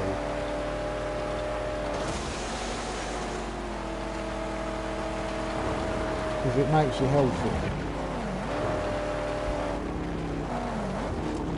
I used to have a real problem, well, being autistic isn't exactly a bowl of cherries, but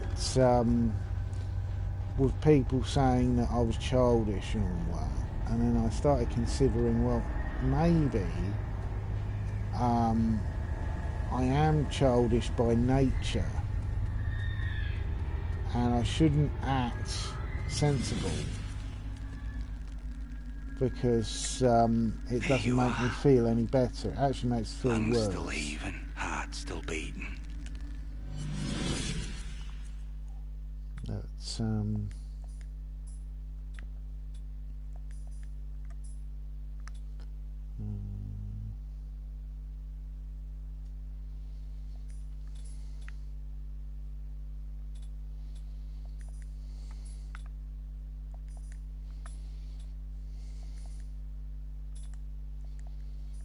yeah.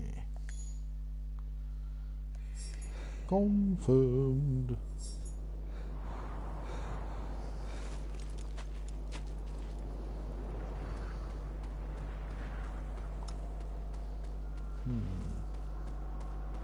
He's carrying some TikTok time bomb on the back there.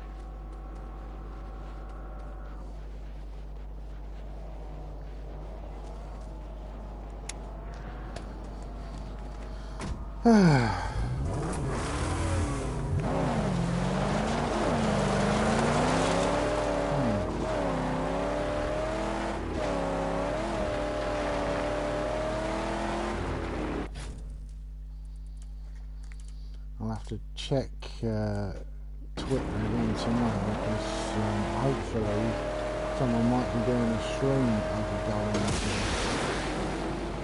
Because I just like having conversations with people from different places of the world. You learn more about other people's ideas by just having conversations with strangers.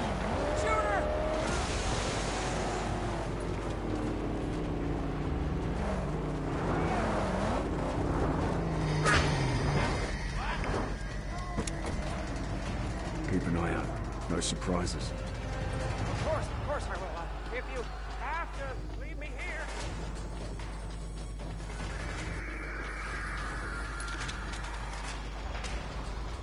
Come on, coming in! Come here, lads. We can...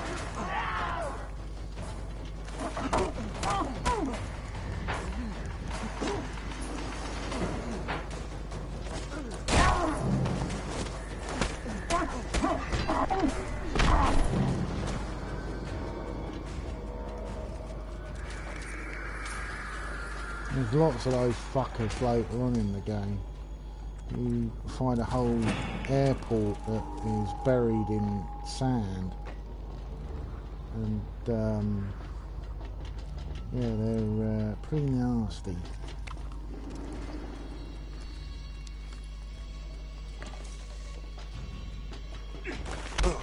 Oh, piece of shit. Mofo.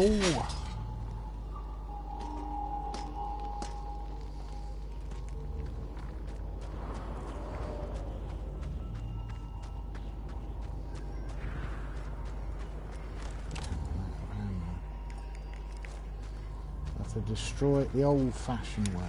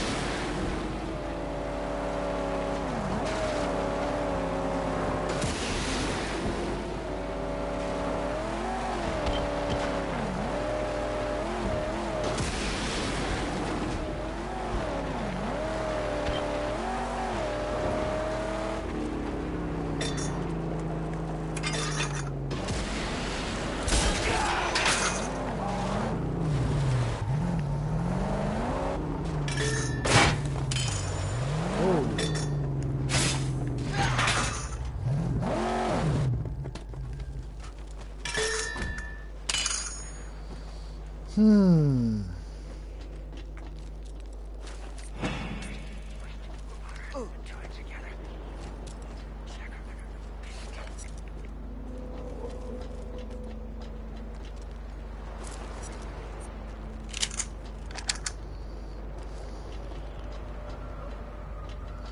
Keep me down nice and loaded.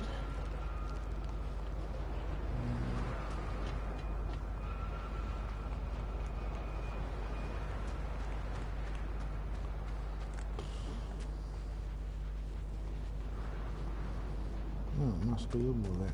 Right, put it back in the car.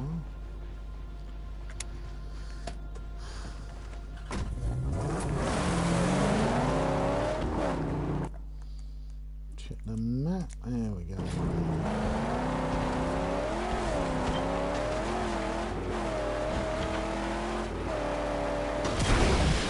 Oh, here it comes! Raspberries. Duster! The seeds getting the tooth. Fucking minefield again. Be vigilant for the boom fields in this region!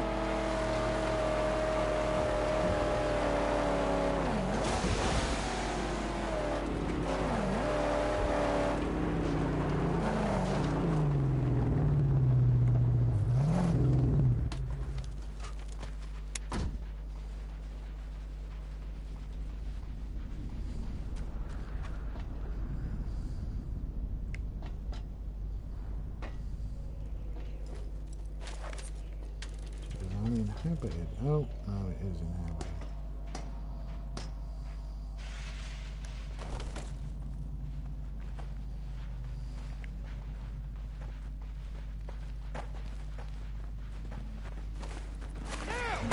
Oh, fucking hell.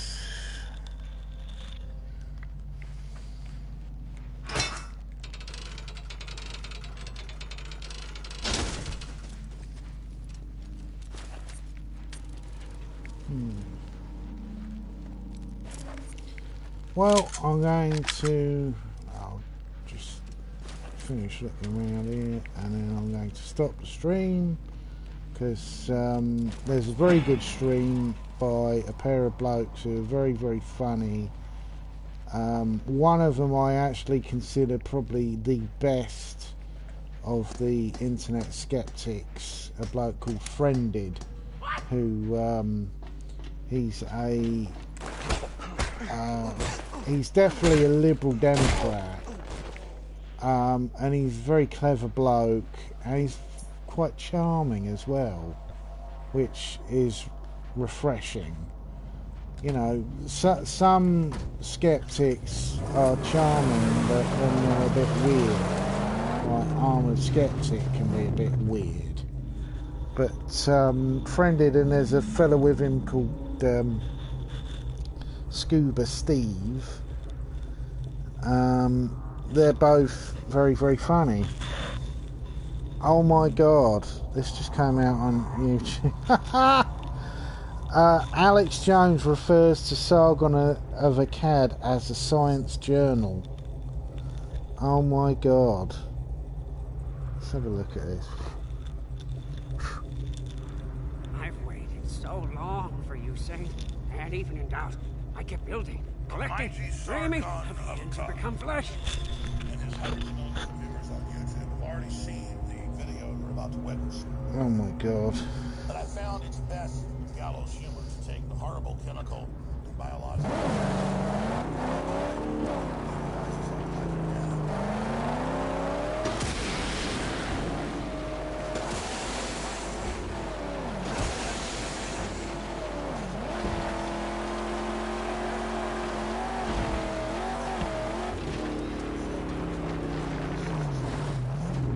There's tens of thousands a month. And white paper papers and books by the hundreds, by the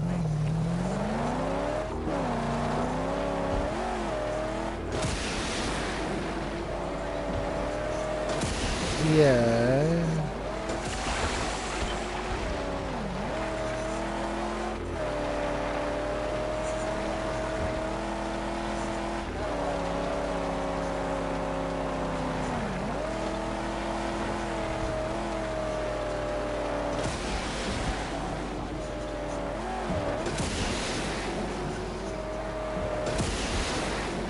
Oh my god.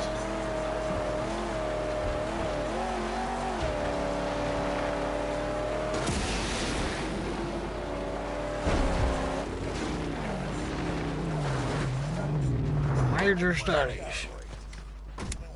Don't stray.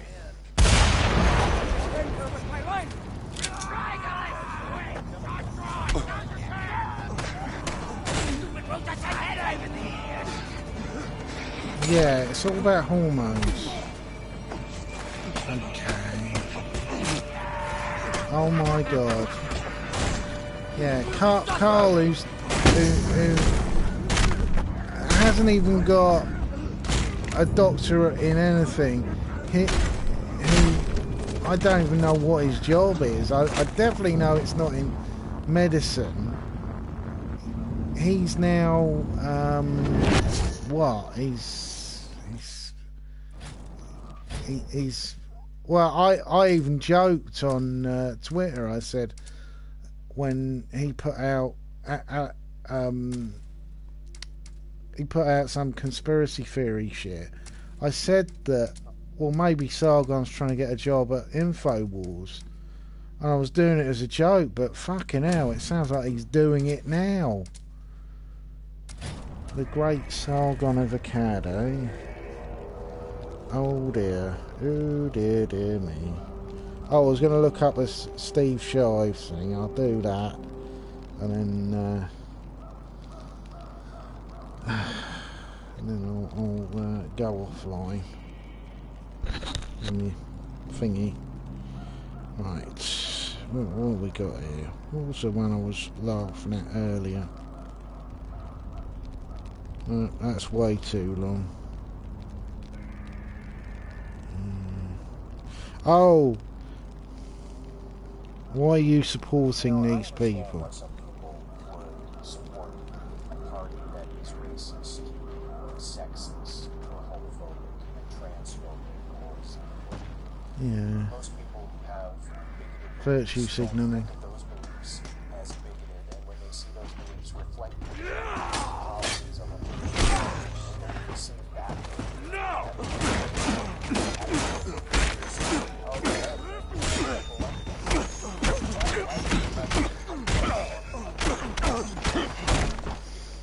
What I don't get is why anyone would support a party that doesn't care. This better be real dog food.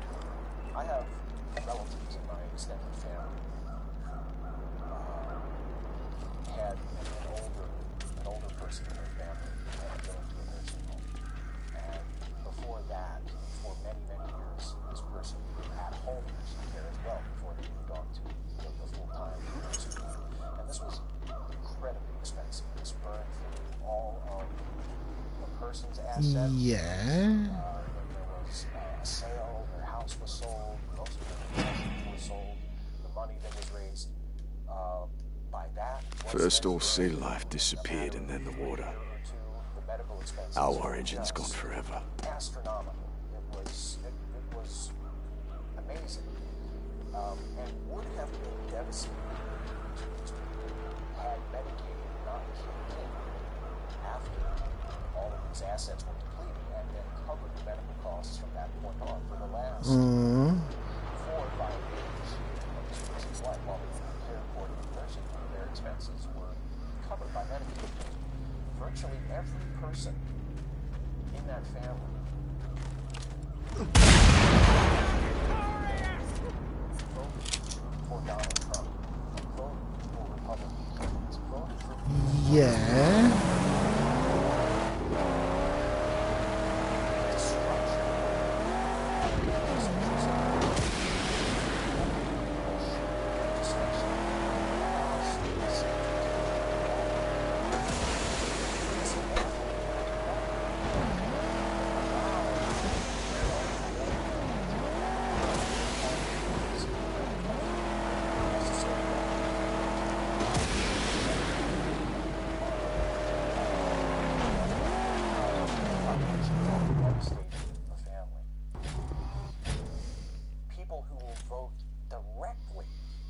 against their own interests. People who will vote for a party that, if allowed to do what it wanted, would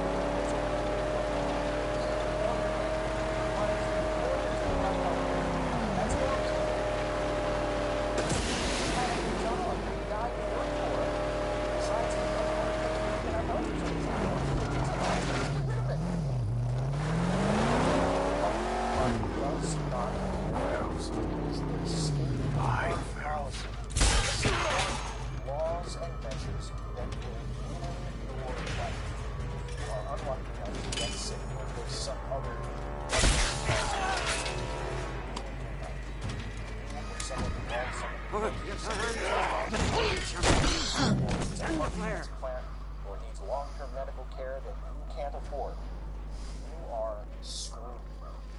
And they, people you voted for your entire life, do not care. And I'm not going to try to pitch you and say you should vote for Democrats. Yeah, but Steve, that's not how the world works, is it? I'm just saying, just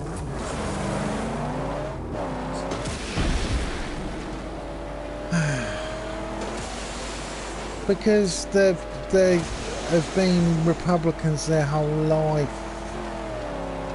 Lots of old people do stupid things.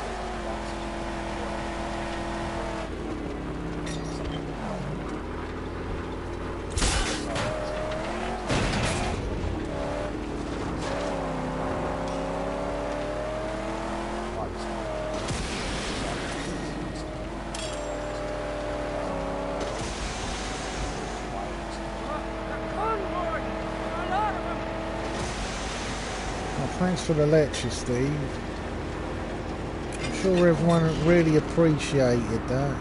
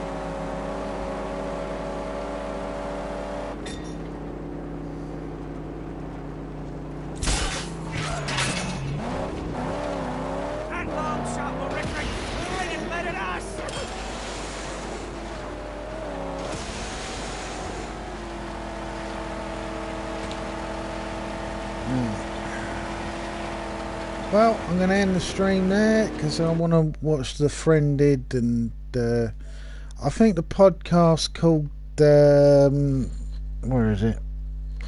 Come on. Supervillains Anonymous. Anyway, see you later.